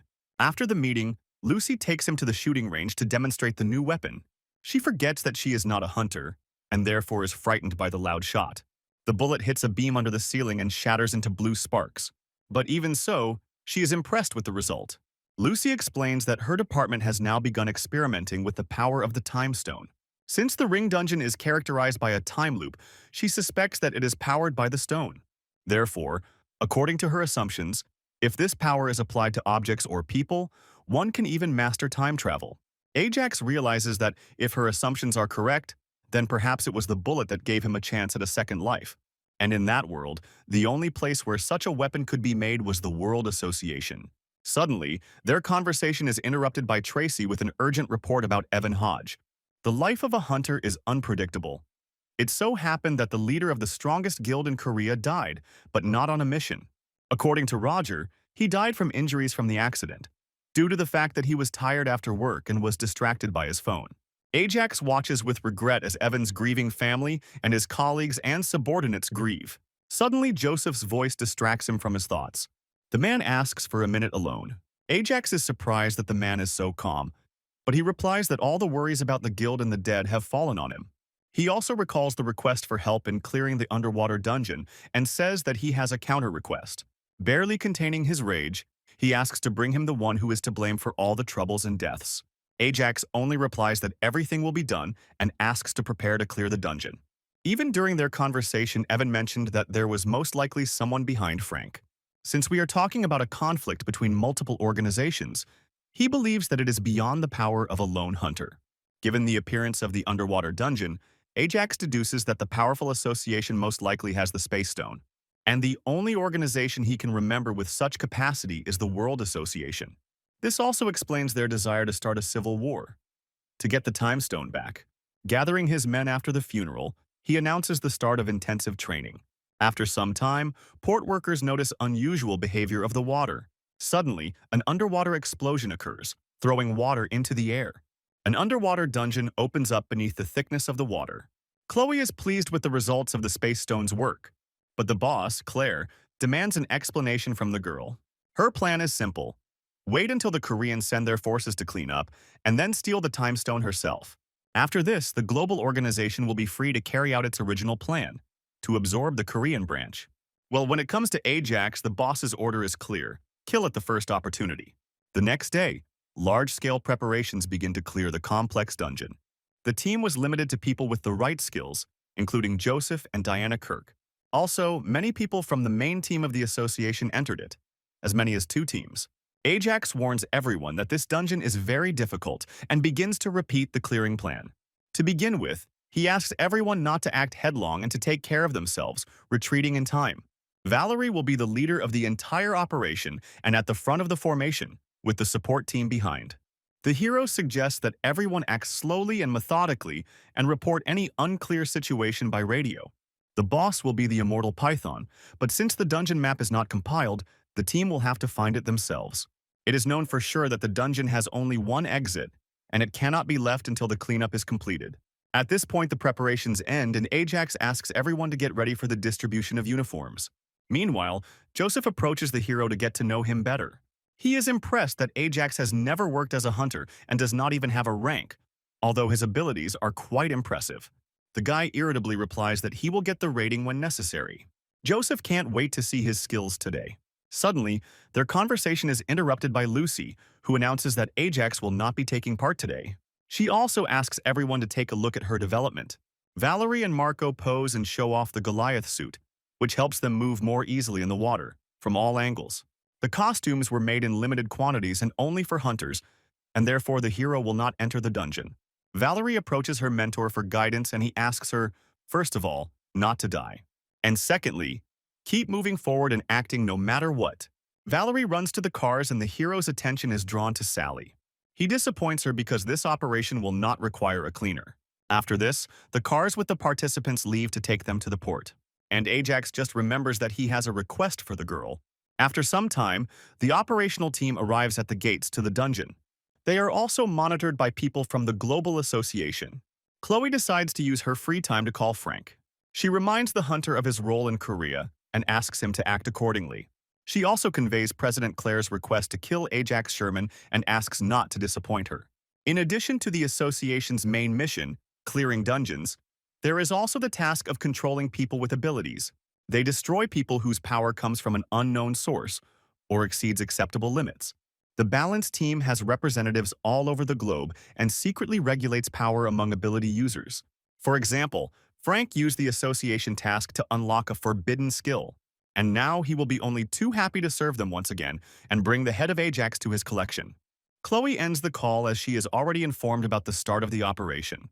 She orders everyone to prepare to deactivate the Space Stone after they enter. At this time, unsuspecting people from the association head towards the portal in boats.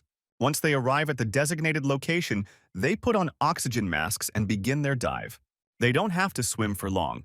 After a couple of minutes, they reach the gates to the dungeon. Their every move is monitored by Ajax and the analysis team.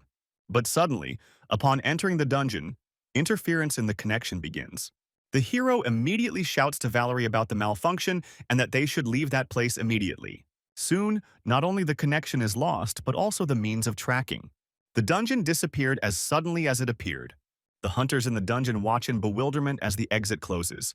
It's unheard of for Valerie to have a dungeon closed while the monsters inside are still alive.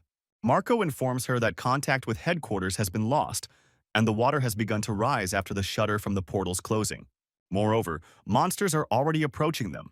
Nagas, armed with tridents. Joseph wastes no time and summons a robot puppy, which he immediately sends to attack.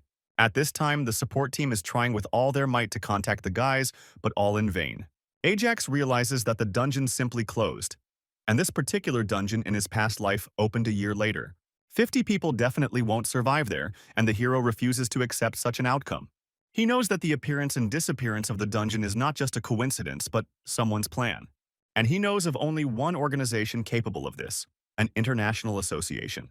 Ajax also discovers that the Goliath suit allows one to breathe underwater for up to 4 hours. Unexpectedly for his subordinates, he turns around and leaves, ordering them to continue monitoring the situation. The hero understands that he needs to activate the Space Stone again, and to do this, he needs to reach Claire. On his way to the site where the underwater dungeon was last opened, he calls President Hank. He tells the old man that they might have to fight the International Association, and the old man replies that he will prepare everything. As he continues to drive, the hero ponders what could have caused Claire's fixation on sabotage. But suddenly, a truck crashes into him at full speed, pressing his car against one of the containers. A satisfied Frank Krause gets out of the car. The hunter involuntarily recalls how the guy threatened him when they met. Now he regrets that at that moment he sincerely believed in the strength of Ajax. Although he had the skills, he clearly lacked the experience to avoid such a death. Moreover, without the acquired skill, he can be considered a simple person. With one glance, Frank activates a skill that causes the hero's car to explode. He promises to take his head after reporting to his superiors, but suddenly hears a cheerful voice. The boy is shocked to see Ajax, alive and well, under protective spells. Frank realizes that he had put protection on himself before the collision. Ajax replies that he once suffered greatly, and since then has not allowed himself such carelessness. He also reminds that he promised that next time he wouldn't let Frank get away with his behavior. The hunter realizes that a regular cleaner would not be so cautious and asks who Ajax is. The hero evades the answer and advises Frank not to be distracted by such trifles. So they stand opposite each other, waiting for the opponent's first move. Frank activates the attack skill first. He rushes towards the hero, but he has already closed the door, torn off from the car during the explosion. But unexpectedly for him, Frank's hand simply passes right through. The hunter's skill is to destroy everything he touches, and the hero finds himself in a disadvantageous position. The next moment, the guy attacks Ajax with skulls. He successfully dodges this attack, and then successfully avoids Frank's destructive touch. Frank admits that he had a better opinion of the hero, but he simply runs away like a mouse from a cat. But Ajax decides to ask whose skulls the guy is using. He vaguely recognizes the features of a certain man. The hunter breaks into a creepy smile and reveals that one of the skulls belonged to Evan Hodge. The next moment he attacks with spells again, and the hero is forced to dodge. Along the way, he tears off the windshield wipers from the car, then uses the boost to get close to Frank. But the boy suddenly uses the Moss technique, which returns all the force of the blow to Ajax, throwing him back. The hero understands that time is running out and therefore asks the hunter to let him through. But Frank, with the same crazy smile, replies that this is impossible because this is his assignment. But he refuses to reveal more information because he is hired, among other things, for his ability to keep a secret. Ajax activates his ability and decides that in this case, he will do the trash collection, as always. Meanwhile, the team in the dungeon continues to fight the Nagas. Valerie uses her key skill, which takes a lot of her strength and energy.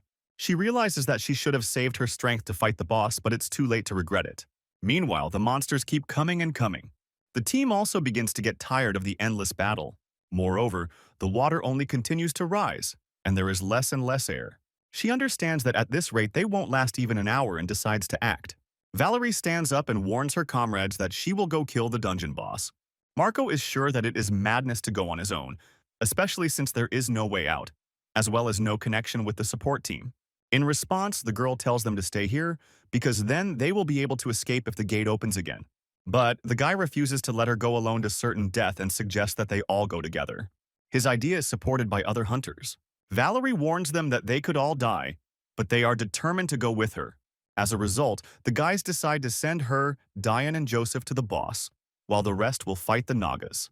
To get there more efficiently and quickly, the man calls upon a robot dog, only this time bigger than before. Climbing onto his back, the three of them head forward to find the boss's room. At this time, Ajax and Frank continue to fight.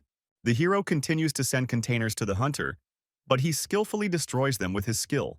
The guy is good at both close and long-range combat, so Ajax needs to look for a convenient moment.